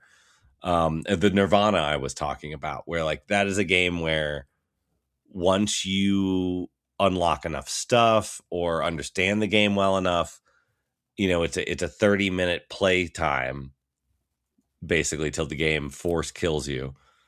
And The game the force earlier kills you? Yeah, kind of. If you hit a half an hour, the game kills you. Okay. So you win. Interesting. But it's have you guys not played Vampire Survivor? No, I haven't. No. I have not. I got the gist of It's it, like what it is. It's so good. Yeah. It is one of those games where like you do not, all of your weapons are on a timer. All you are responsible for is moving, avoiding bad guys, like, and collect the XP are little gems tossed everywhere, and you want to like level up, and then picking your level up. And the more you play the game, the more you like, oh, this weapon and this secondary weapon will fuse into a better weapon. And then these two fused weapons might fuse too, or stuff like that. And so it just gets more delicious as you go, and it just gets better and better and better and better and better and better. And you just until like there is just this light show happening on the screen, and I'm 23 minutes in, and I can just set it down, and like I would play it on breaks at work and be like, okay, I'll keep the headphone in so I can listen for the noise that tells me I'm taking damage. And then just take like a kind of cat nap because I was really tired at work, and just like I would just hit a point where like, oh, I've done it. I can set this down. And the last 7 minutes I will be fine. I will just get all these points and all this money and all this stuff, and everything around me will just melt.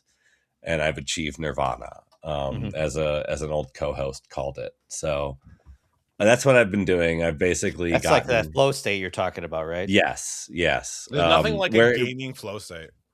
Well, like and when we're talking about Stoy, you mentioned the gaming flow state of Mega Man, and like that is a whole like other thing where you are like, no, these are the inputs that I'm doing. I go here, this, and that, like that kind of like the way that Arcus, there's a famous speedrunner of Ninja Gaiden, has, it's almost like a song and dance with the game, because like when he does certain things, he says this thing, and now I go here, and then I jump on this bag, I kill it in the face, and like, but like he does these little ticks at every single run, and it's like if you watch a run of it, he's singing almost. But with this though, it's not that, because all you can do is move around. You can't. You're not responsible for shooting. You just have to know which weapon attacks in which way and how they complement each other and all that stuff. You're not really doing anything other than moving, other than avoiding bad guys and leveling up and picking what you want. And so the Nirvana is more like, no enemy can touch me. I have achieved this state where I am death. I just every vampire, werewolf, whatever haunted Castlevania monster they want to throw at me just melts in a second. And that's that kind of nirvana. It's just I have become death, destroyer of worlds. So I am Vishnu. So yeah, I love Vampire Survivor. I'll play it every 6 months, just get sucked back into it. I mean, I do feel I have to try it. I know it goes on sale all the time on Steam. Like, you can get it for penny. Cheap, dude. It's so cheap. Yeah. So it's it's a very addictive game loop from what I understand. So full of love too. Just Yeah. the people that make that game just pack it full of love. It's great. Mm-hmm. I'm a Warhammer guy, so when I heard that they were doing like some Warhammer That's right, they Warhammer are. crossover, I was like, maybe this will get me in. I'm afraid I might get into Warhammer. Well, brother, let me tell you about the heresy. Oh boy. Yeah. How much time you got? You know what I mean? Oh Yeah, right. man. Yeah. I don't even fully understand it quite yet, but I'll tell you anyway. Andre, what have you been up to? So I think you and I are going to be talking about the same game. For literally, sure. yeah. You know what? Let's I'll go. speak for you. I'll speak for you. Okay, cool. All right. I'll just piggyback off it. Yeah, literally. Yeah. Last night I rolled credits on Reanimal. So if anyone is unfamiliar with that, it's the studio that made Little Nightmares 1 and 2. It's their first take on like a real like horror game. And it was really good. It was really good. Really pushed the envelope. Yeah, it did. It did. Very grotesque. The latter half of the game, I was along for the ride, didn't get the story. It Yeah, like same. I was like at the end of it, I was like, so what? Little What happened? little Nightmares. Love it when that happens. It's honestly so fun. Like Little Nightmares 1, 2, Inside, Reanimal, all of those games are like what I like to call like bite-sized filler games. And 90% of I would go like 98, 99% of the time I beat them and I'm like, wow, that was fun. I didn't get the story, but that was fun. And I'll have to like Google like what the meaning was, and I'm like, oh, that's so dark. You know, like, right. So I rolled credits on Reanimal and I was like, okay, what? And then I had to Google it. And even Googling it, I was like, I still don't get it. But that was a lot of fun. But yeah, if anyone hasn't played it, if you're a fan of Little Nightmares, hop into this. You will really enjoy it. I promise you. It's a lot of fun. I've never played any of these games co-op, and I've always wanted to. They're great. I assume they would be great co-op games because how it's just coordinated. I assume they'd be great co-op games. The first bit of Reanimal kind of introduces you into like the grotesque nature. The second bit, not as crazy, but like I said, the latter half really just goes. Really goes into like the what the fuck am I what's happening kind of territory. So it's great. It's great. Yeah, but, you're there for the atmosphere. You're there for the, obviously the world that you're in. That it's just like, what's happening here? Yeah, I did like it's especially we talked about before recording how all of a sudden you just get transplanted into a literal war zone. And now you're like running through trenches and like gunfires erupting. Like there's like army people who are like offing themselves, and I was like, "What the fuck is happening? What the hell is happening?" Like, when all of them were like shooting themselves, and then when they're chasing you and they're like exploding, I was like, "Oh my!" I'm like, at one point I got like overstimulated. I was like, I have to pause the game because a lot just happened. But I actually like asked, and it happens abruptly. Yeah, for sure. Yeah. So what I one of the interpretations that I got that I googled that is apparently the most accepted theory is that the island feeds on fear and trauma. Children arrive broken. They survive by hardening. In hardening, they become part of the horror, and then the cycle continues. So like, do you kind of get that story? I do. I kind of got it to like the war scene, especially at the last half of it. Yeah. It was like I likened it to like that was me. trauma. Like I'm here for the ride. Yeah, I'm just here for the vibes. I likened it to like childhood trauma, especially like kind of like the farming and like getting attached to animals. And then like watching them get like mutilated and stuff and whatever. And then like obviously war that it's also a very hard pivot of just like childhood trauma during war and everything. And, and then like the whole like Reanimal thing is like how you, hang on, it really described it very condition the next generation. Yeah, so the title generational Reanimal trauma. Yeah, so the title hints at like becoming something less than human, or like reverting or being reshaped by pain. And I was like, Yeah. oh, I never really thought of it that way. So that's Righteous, Yeah, really dude. cool. I never. Yeah. I never thought of it. Yeah. So it's Oh a yeah, very that's all I think of when I think of agrarian society of the last 5 to 10,000 years. yeah. So if you're into like Limbo, Inside, Little Nightmare, Reanimal is like they've taken what they did with Little Nightmares and just kind of like said like how can we one up ourselves, and I think they did. I'll say that. Cool. Yeah, so I'm down. but I rolled credits on that, but we're not here for that, are we? So on the 27th, not only was it Pokemon Day, but as someone who has saved Raccoon City numerous times, as someone Oh. Well, Yeah. who well, has Did you really? did you really? as someone who's I think attempted to that's save what Stoy is getting at. Yeah. I mean, well, we As tried. yeah. As someone who has fought bioweapon after bioweapon, as someone who has asked where everyone went, bingo, I dove into Resident Evil 9, and let me tell you, this game so far, I've seen people say game of the year already, and I'm like, To me, it's game of the year already. that's crazy. Okay. To me, it's game of the okay. year already. I highly doubt anything is going to beat this for me. Really? I know we got a good slate of games coming out this year that Yeah. probably haven't even been announced yet. You know, probably some sleeper hit out there that's like hasn't even impressed me yet. But What I mean, about as GTA of right now, 6, man? Wolverine, like that game ain't coming out this year. That game is coming out in 2027. But yeah, I don't know. Yeah, I couldn't so, help it. Lost this Luigi. game I couldn't right help here, it.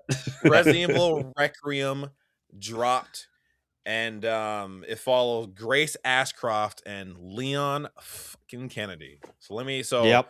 The Grace Ashcroft section is I wouldn't say very scary, but it's very atmospheric. And Dude, I've it's noticed- scary. Come on, man. Don't Okay, yeah, don't even try to hide. it's- Don't even try to hide it, man. scared. I'm Good. not scared. Bro, last night I was literally honestly, like, I had more jump scares in this game than Luigi, any Resident Evil game I've last ever played. night, no bullshit. I was like this, like playing. I was terrified playing the game. I was Oh, yeah. terrified. Yes. I buy it. So- You don't have to lie to yourself. Then don't lie to me. Makes me feel Okay. better. No, I'm just kidding. Yeah, I know. So Grace's gameplay, you can play the game in third or first.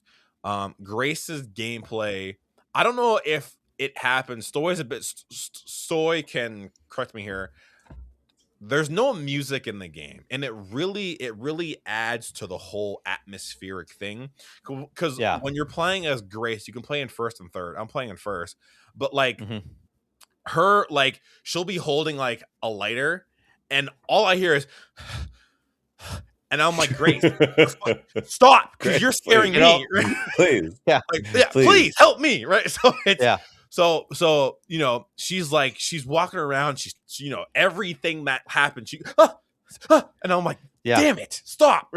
So, you feel it in her physical nature too. Like all of a sudden she actually she'll like kind of like curl up, at some certain sequences. Yeah. So like her, and even like if she encounters like some of the, especially the bigger enemies, for sure, she's like, yeah. So like her actions and the no music really amplify the atmosphere when you play as her. But when you play as Leon Kennedy, I don't give a fuck who you are. I sprint towards danger when I'm Leon Kennedy. Yeah. I hold my gun and I go, "You're dead. You're dead." Let me try to pick up this chainsaw that's spinning on the ground. Yeah. So the stark contrast of like Grace Ashcroft fear versus Leon Kennedy, I'm scared for you because I'm gonna kick the shit out of you, is kind of hilarious. Because every time it swaps, I'm like, oh, thank God I get to kill these now. Is it? But what I'm how much? What is the ratio? that you would have to ask Storm. Okay. In the beginning, I would say the first half is mostly Grace. Okay. And it's interesting because they'll pop back and forth in the first half. Mm-hmm. You'll play as Grace for a lot, then you'll jump to Leon, and then you'll play as Grace for a lot, then you'll jump to Leon. Okay. And then the latter half. there's a significant portion of Leon. and then Okay. it does the same thing again. Jumps to Grace, jumps to Leon, jumps to Grace, jumps to Leon. It's a very interesting story juxtaposition between like characters, and like obviously Okay. they're on parallel paths. So Mm-hmm. sometimes you're like jumping back and forth between both paths as it's going forward, so to speak, to It's get just different like a perspectives. boring Operation Ada mixed in. Like if Operation Ada was just a scared blonde girl. Yeah. Essentially. Yeah. But you see yeah. Grace kind of come to terms with everything because obviously, without spoiling story, she's very important who she is. You know what? Now that you say that, like Leon did ask her like why she was taken, and that kind of like She's the president's daughter. Yeah. Mr. President, get down. Right. So like even him saying that out loud to myself, I was like, yeah, why is like Grace important? So I'm sure I'll, I'll find out soon. But yeah. You're not gonna find out soon. You're gonna find out later. Oh yeah. But as Stoy says, game of the year contender for sure. Like easy game of the year contender. As someone who's played like Resident Evil 0 to 8, who's beaten all of them, Code Veronica, who's played Revelations, Outbreak, like there's almost like a nostalgic like emotion, especially I'm sure I'll feel it. But Stoic, if you could explain, you'll feel it when you get to Raccoon City. Like it was. If you could just kind of give like your 2 I cents. thought we saved Raccoon City. Yeah. No, well, I mean that's the shocking part is like how much is still there. What about Raccoon City Stories or whatever that online multiplayer game was? Umbrella Chronicles? Is that what you're talking about? No, it was around the time as RE6. There was like an online multiplayer. Oh, I think yeah. Oh yeah, I remember that. Like Stoy, as like a big fan, like how did you feel when it's like Leon Raccoon City? It's definitely interesting because you feel like Leon's obviously a little bit. I mean, Leon's got this like gruff, hard exterior, this like kind of like man that just you want to be, or it's you want to be Dexter with. Meme. You letting on a little bit about yourself. Oh yeah, honestly, dude. Every time like he has this scene where he's like he finds a computer and he just like leans up against it. He like flexes his triceps and it's like popping out of his shirt. Love to the computer. His shirt is so tight, and I don't understand. It really is, honestly. He's just like, computer, give me what you want. Exactly. And he's just like tapping a few, tapping a few keys. 00101. Yeah, tapping a few keys and just like, I'm in. So, I'm in. But just like he's got those like quips. He's got those one-liners that are always bad. Yeah, Leon is the best. Leon is absolute, man. They're bad, but they're good. They're bad, but they're good. Honestly, like especially like in the when he gets to the the hospital or whatever, the care center, and all of a sudden the doctors all become zombies, and he's like, "I want a second opinion." I was like, "Ha ha." He's got jokes. He's got Eat jokes. Your heart out, Chris. Yeah, right. Chris is out here punching boulders. Yeah, literally. Chris is out here punching boulders. But yeah, so the it is pretty surreal. I'll tell you that much, especially when you get to the RPD. It's definitely surreal where it's like I'm just walking around and I want to see everything. I want to see everything. I want to develop a connection to it, and it's like I want to look around and like see everything that I can see. And it's like they got little Easter eggs in there. If you played the Resident Evil 2 remake, there's Easter eggs all over the place. Yeah. I heard actually on I don't know where it is. I feel like on my second playthrough, I want to find it. There's a Sega Saturn in the game. Sega Saturn. Yeah. Like in the rubble of Raccoon City. There's a Sega Saturn somewhere. And I think it's got a copy Street Fighter Alpha 3. Okay. Sitting next to it. Probably a good use for a Sega Saturn. Yeah. Yeah. So I feel like I got to try to find that on my next playthrough. Yeah. I'm gonna play this game again. Like, we'll let you play it? I don't think so, but it's there. I mean, that'd be cool. No, I mean, what Sega does that with their Yakuza games, where you can go back and play Virtual Fighter. in their game. That's kind Yeah, of Oh, yeah. Yeah. So Namco did that with Zevius. Zevius? Yeah, that's true. Yeah. On Star Fox Adventures, and I was like, cool, a good game. Oh yeah, that's right. They did do that. Or not on Adventures, Assault, excuse me. But yeah.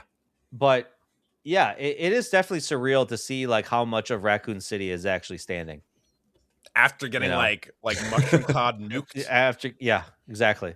Yeah, And let me tell you, like, if you're a fan of the lore, if you're a fan of the lore of Resident Evil, and you kind of know the history, Resident Evil 9 is gonna add to that history and change the way you thought about some parts too. Really interesting. Yes.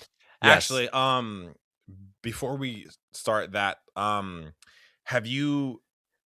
Okay, I don't know if this is an Easter egg or if I'm just looking too into it.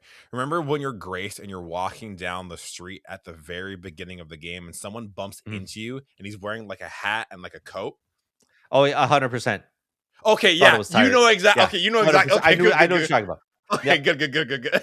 I saw that same thing because I was like, Tyrant? I was like, no, just a regular dude. I was like, Mr. X? No, never mind. Yeah, no, okay. No. I'm so glad that like you knew right when you clocked it right when I said it. Yep. That's hilarious. I was like, interesting. I don't know if it's like an Easter egg or if like he's supposed to like, if you know type of thing. Yeah. It's probably, I would say it's probably that. It's probably nothing like, I don't know, whatever. Just something innocent that people that don't know the series can like be like, oh, she just bumps into some dude.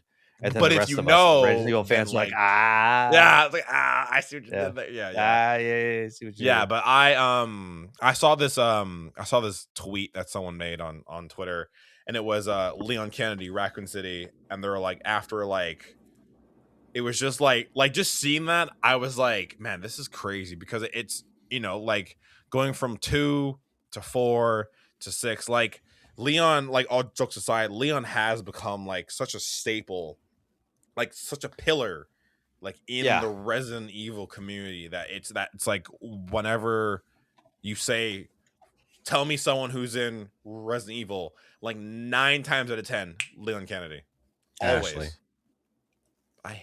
I mean, you get a bunch of weirdos like Luigi that say the most random characters. Ashley Graham, that only reference 4. Thank you very much. Yeah. That Ashley only Graham. reference 4.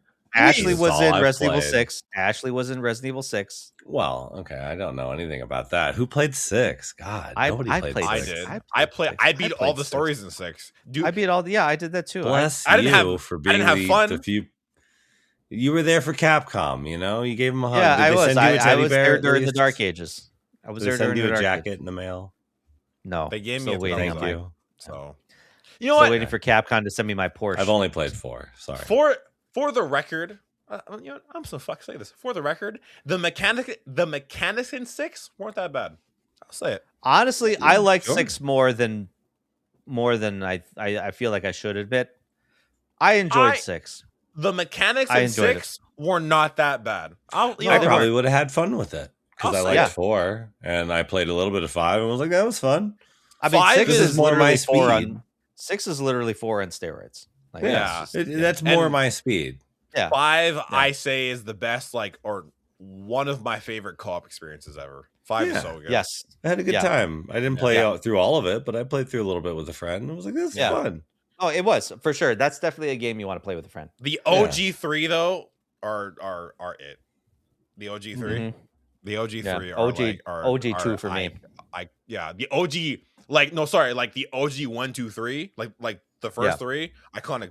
When you said 3, okay, yeah. Sorry, the OG 1, 2, and 3 iconic. 3, I actually 3 has a little bit of a sentimental value because when I was younger, I watched my dad play the OG 3, and every time Nemesis would run into scene, I would sprint out of the room and be like, Dad, is he in there? And like, no. I'm like, okay, and I'd come back in. So when I was younger, that's hilarious. Younger, I booted up the game, and I was like, okay, I was like, I can do this. I know I can do this. And the first scene when Nemesis pops in, I paused it, and I was like, it's just a game, just pixels. We're not leaving. No. You're staying in the room. Yeah. So yeah, I was like, I can leave, but I'm We not can gonna do leave. this. So I We can do unpaused it, this. and long story short, I beat the game, and I was like, I fucking did that. I was Dad. like, yeah, literally. I Dad, called we him. got I was like, Dad, I beat the game. He's like, nice. I was like, I did it. I was like, I did it. I was so proud of myself. That's awesome. Yeah, it was dope. So three is probably one of my favorite. 4 was good, but yeah, just like the history of like 0 to 8 and now 9, it's kind of cool to kind of see it. Like, and I was actually saying this because I did the midnight launch at my store. Is I was saying that like it's really beautiful to see the hype and like the energy behind Resident Evil, and I haven't seen it in so long. And it, like, it's been a long time. And like it felt like the entire world was like, I can't fucking wait for this game. And like the amount of like YouTubers and streamers that are like Resident Evil marathon to get ready for 9. I was like, first of all, where the fuck have you been? All right, I've been here. Where have you been? You know what I mean? Right. And then 2, it was just, as I said, it was cool to just see everyone like unanimously being like, I can't wait for this game. Yeah. So like it was really beautiful to see the love and support and just hype for the game. And as Stoy said, game of the year contender already, if not game of the year. So I'll stop gushing about it. It's a great game. Yeah, like I said, I'm with you on that. I love that. It's funny because I think I said before that it's like I kind of wish, as much as I love Leon Kennedy, I kind of wish like maybe another fan favorite character can be prominent in the game. But really, honestly, at this point, it's just Leon Kennedy like carrying the Resident Evil verse. I mean, bro put it on his back and said, I got this. Yeah, right. I'll take this. Yeah. And one for the the aura farming that Leon Kennedy does in this game is just so fucking peak. I mean, it's got me like, rubbing my chin like, oh, yeah, like so Leon's here. I don't know how he's much, my boy. I don't know how true this is. I don't know how true this is, but apparently there was a lot of like female developers that really took a lot of care in developing Leon's character. I saw this. Yeah, that's cute. So like, what kind of daddy energy is Leon giving vibe? Like, honestly, there are so many moments, Andre, I almost called you Leon. There's so many moments, Andre, that you haven't experienced yet of Leon just being fucking Leon in this game. Well, the one so far that I was like, whew, I was like, Leon is the one where it's the first time you're him and you're like walking in the street and like the car crashes and there's people like screaming and he's like, fuck this, and he pulls out the Requiem. I was like, oh my god. I was like, Leon Kennedy, good lord. No, for me, it was just literally him walking out of literally the first scene where he's walking out of the crime scene and he's got that swagger, he's got that walk, and it's like, oh god. It's him. It's the guy. Yeah, it's the guy. No, I remember watching the trailer with Brad, Luigi. One of the trailers where like him and Grace first encounter each other, and like Leon gives him his revolver. The way he gives her the gun, dude, he flips it in his hand. He didn't need to do that. Like, he's not like, here, he take the gun. Does. In like one fell swoop, he like flips it and spins it and goes, here, take it. And I was like, here, take it. Dude didn't need to do that. It's just what he does. It's just what he does. Yeah, exactly. Leon.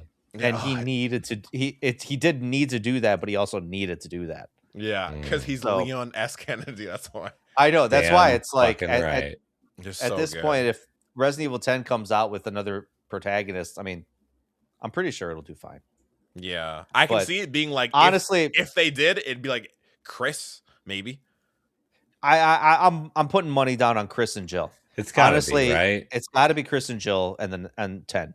It's a milestone game. I really feel it should be them too. It's got. But that's a topic for another day.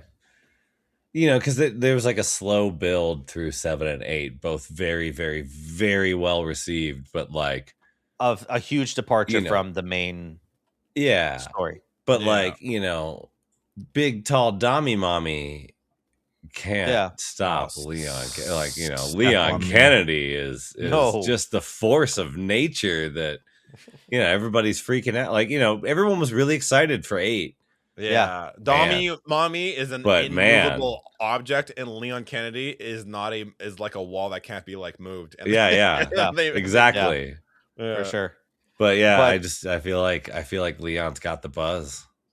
Yeah, he does. And it's amazing just going through my Instagram feed and all the thirst traps I'm getting from both like females and males.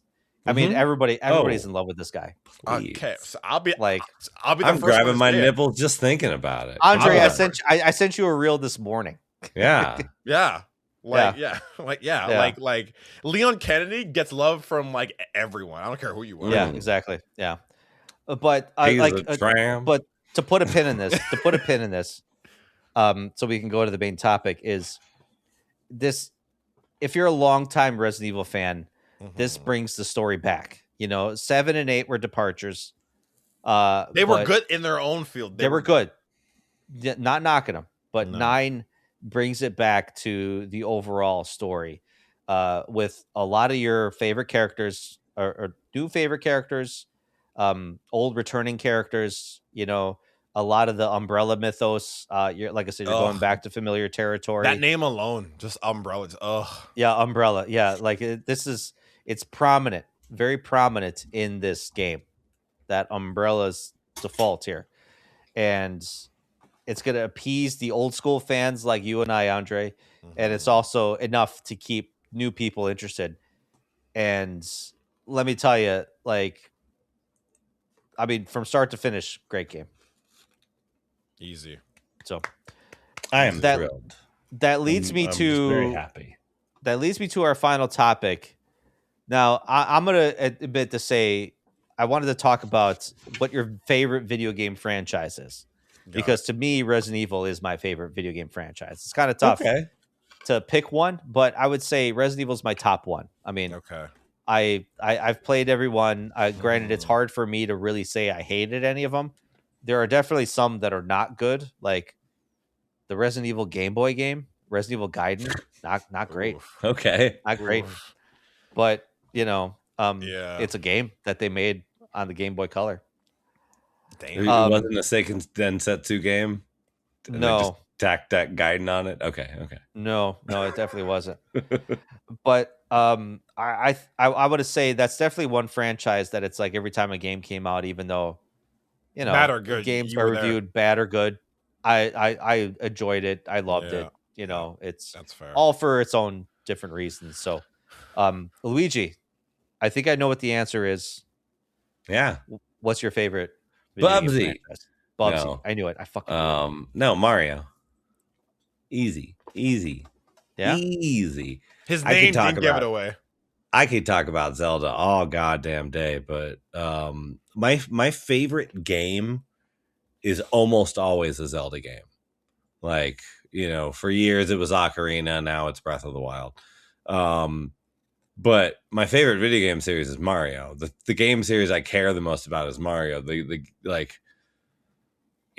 That's like where I start. I start with Tetris and Mario basically. And we were a one console house, and I'll be damned if it wasn't the Mario system. Like, I wanted the Mario system. I played a lot of NES Zelda, but I didn't really get into beat a Zelda game until Ocarina. I just played NES Zelda a lot and didn't get anything done. I played it like GTA basically. I just wandered around, killed stuff, got better at it, but just didn't do anything of note.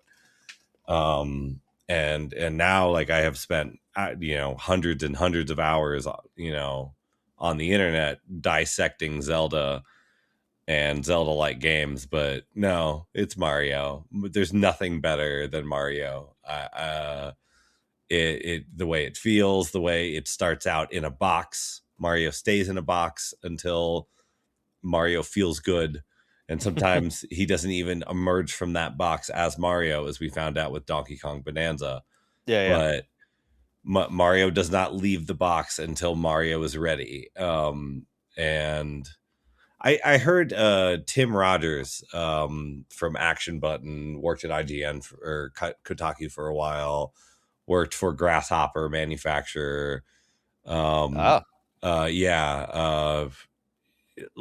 talking about the time that Grasshopper and EA got in bed together, and EA sent level designers over, people to talk about level design, which is, from the Doom days onward, like people were like, the way this level design, this is designed, is, it's very cool. And we were just dissecting that in Japan. And he's just like, I was trying to explain this to them. And no, there was no level design. The artist or this specific person designed the level while they were doing the 3D artistry stuff. And he's like, oh, like I came to understand that, no, you just did that as part of this job. And that's why so many of these games by Capcom fucking ruled. And so many of these games by this company did not, because like some person cared about it, but it wasn't part of their job. It was just how they built the level. And so like talking to the people who did the level design in RE1 and RE2, they're like, what do you mean level design? Yeah. Like, we didn't design the level. We just, we built the environment. And he's like, but you built the environment beautifully. And they're like, well, of course it would have sucked if we didn't. Like it was that kind of thing. And like, that's how I think about Mario. Like, yeah, they're on graph paper and they're plotted out and their level, the levels are designed in such a way, but they're not like, well, we have to design this level great. Like, no, this is what the person will be doing. Like, it's thought about it's not on that level. It's thought about in such a different way. And I don't know, I could just talk about Takeshi Tezuka for ever and ever and ever. Like, Miyamoto's great, but Tezuka is my hero. His Zelda games are my favorite. His Mario games are my favorite. I just think he's a brilliant, happy little man. And I love Mario to death. A Renaissance man of our times. Yes. I can totally get behind that, but behind that thought of just like building a level just for artist's sake, as opposed to just like, from a mechanic standpoint. Yeah. Well, we did this because we introduced this 2 levels ago. And so now this, and like, it's just they're just like, what do you mean level design? Like, I drew it out on graph paper, but this is informed by this, and this is informed by this and by this. And I don't know. I think Mario fits right in with that conversation of 100%. The best, design levels by people that didn't know that was a skill that needed to be thought about. They weren't paying attention to what John Romero was doing. Yeah. Andre, how about your favorite franchise?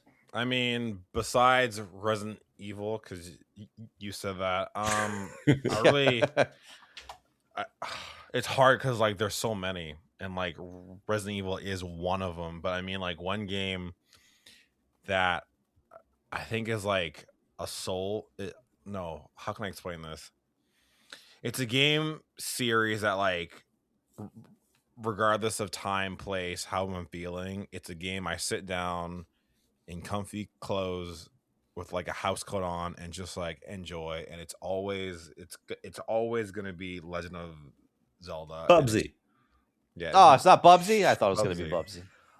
Legend of Zelda for me has always been the classic good versus evil.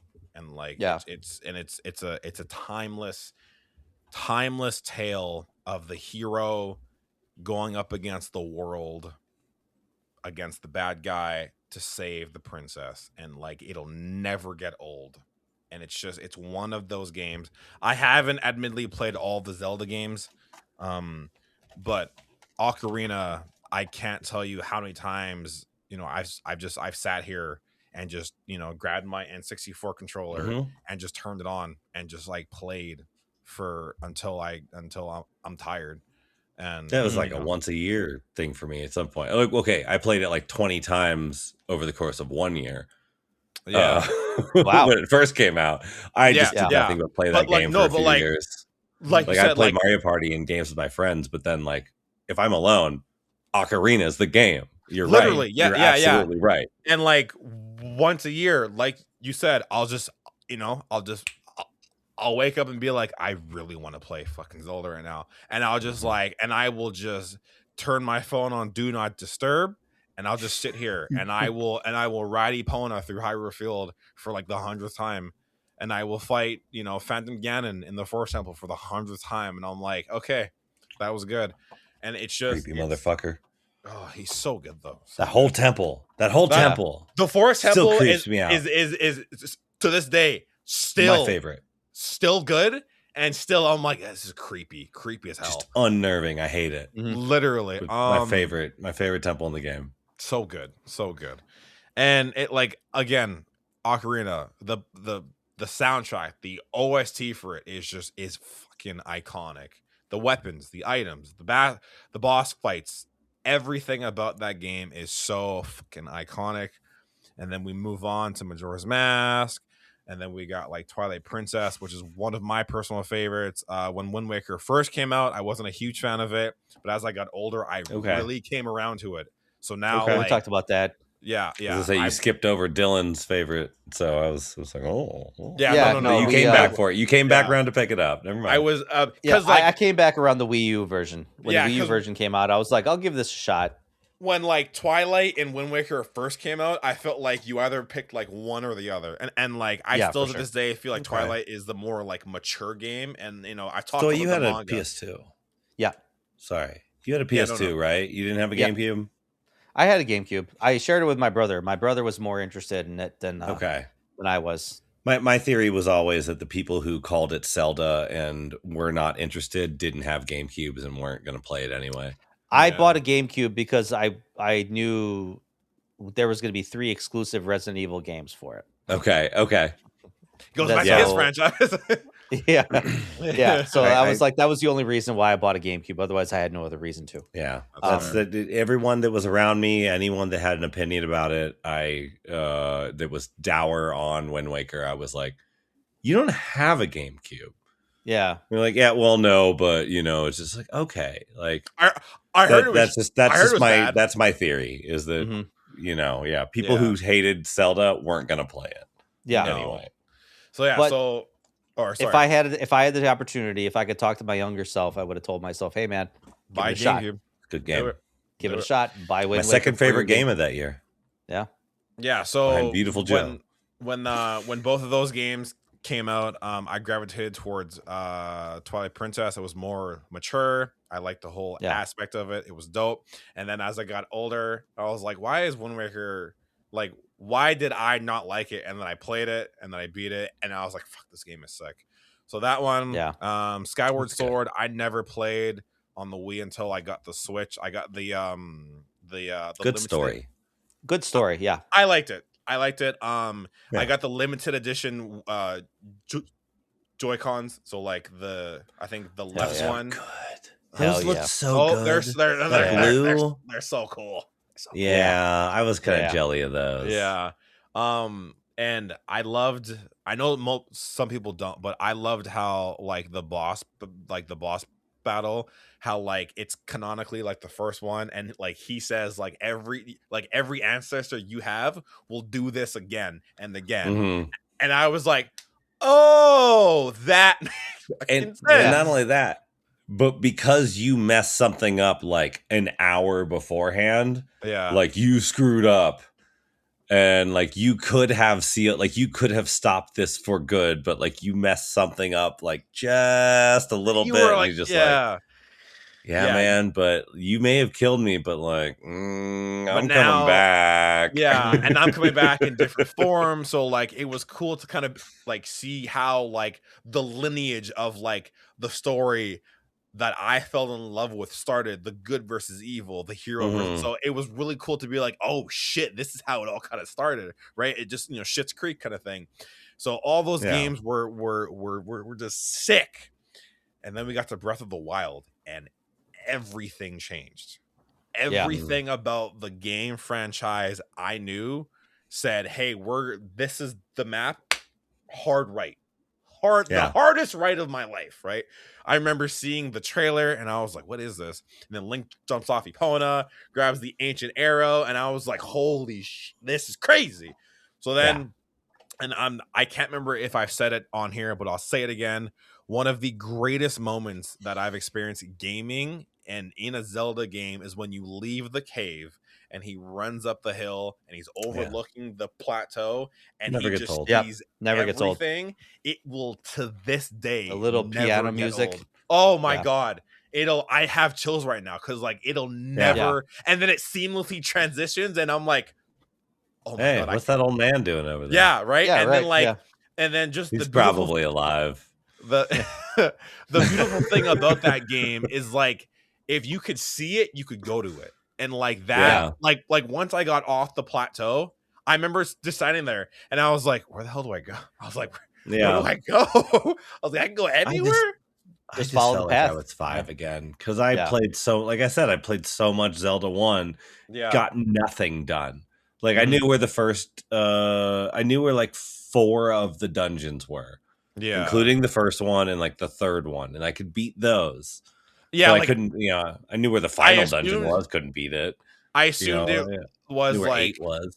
The volcano was definitely. And then like the forest temple, like it was the forest, fire, and the water, but it was like the spirit and the time one. I was like, I have no idea where they were. So it was just like that feeling of like I could just walk around and do stuff and be fine and like not have to do anything else. And I'm just like, I feel like I'm 5 again. I feel like I could just like gallop this way and just keep going, and then like who cares? Do whatever I want. And then another, I still play that opening file, like that same file that I played day 1 of Breath of the Wild. That's the file I go back to, unless I play Master Mode.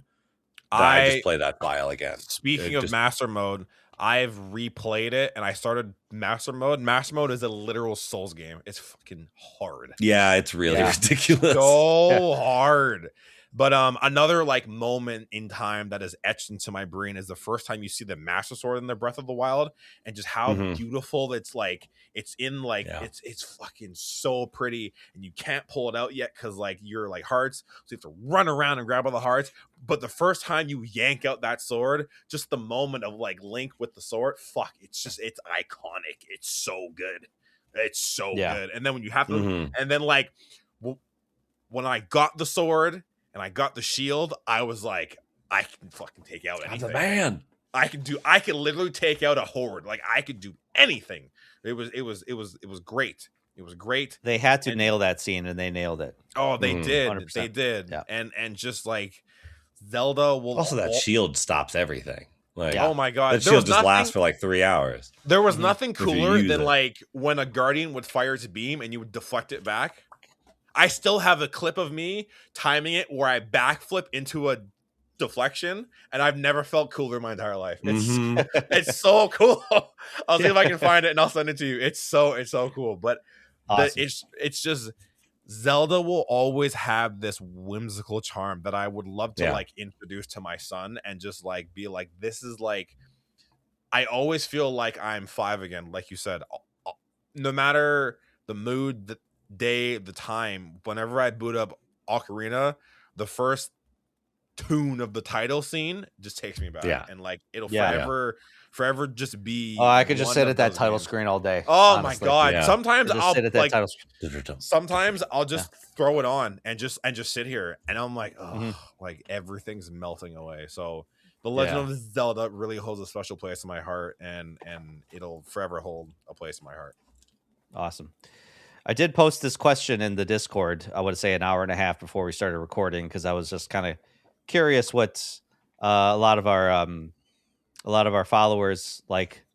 So Claire, for example, she said Resident Evil. She's a big Resident Evil fan in the Discord, but she also said a couple people said Soulsborne games. We have a lot of those in there. Yes. Yeah. Well, like FromSoft games are kind of like their own franchise in and of itself, because she said Soulsborne games, and then like a couple of the people, like Aaron, for example, said the same thing. So like the FromSoft type of games, and Bong Water, local skooma dealer. That's his Discord name.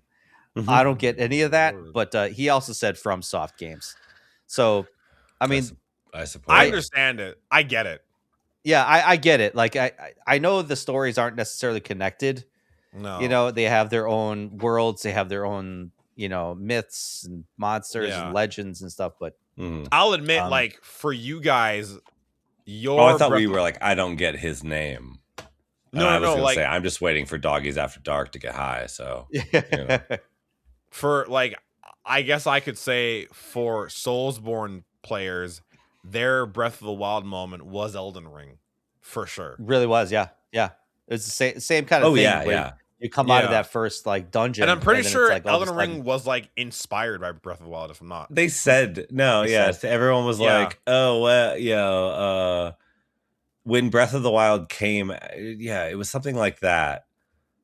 That like everyone was like, "Oh wow, Zelda took a whole lot from Dark Souls or whatever," and then Dark Souls official thing was like, "Do you think that we haven't taken tons from them too?" There are heroes. Shut up! Like, just stop.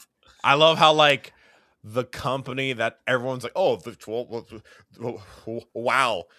Our guys would never do that. The company's like, no, we actually like, come on, they inspired us, dude. So. Everybody copies off of everybody. I mean, you don't think we played video games? You don't think we made 3D dot game heroes? Chill out. Yeah, I tried to play Elden Ring, and it's not for the faint of heart. I'll tell you that for free. It's not for everybody. That's for sure. That I suck at those games, and that's my favorite one because you can sit on a horse and twirl a flail and just ride past people until they're dead. And eventually you start getting good at doing other things too. But they give you a horse for you can just what's the line? Those who fight and run away live to fight another day. Yep, you're from the Mario movie. That's good. Never. It's from the original Mario movie. Oh, the original. Oh yeah. Oh, okay, I got it. I'm pretty sure Spike and the other guy who's named after a different punk because that movie is a punk anarchy allegory. They say those who fight and run away live to fight another day. So get on your horse and go somewhere easier. Elden Ring's the best. Elden Ring's so stupid. Elden Ring, like for the record, is really good. Like if you can sink your teeth into it, it fucks hard. I'll say that it's really good. There was a point at which it clicked. It took like 10 hours for it to click. And I stopped what I was doing and I texted my co-host from the Zelda show. And I think we were in the middle of doing like, I don't remember what it was. We were playing some Zelda-like game. And I just was like, hey, do we need to quit what we're doing in the middle of the season right the fuck now and start covering this game on the Zelda show? Because like, this is Breath of the Wild, dude. And he's like, no. There's like, There's no story. There's no progression. Like it doesn't work for our format. I'm like, fine.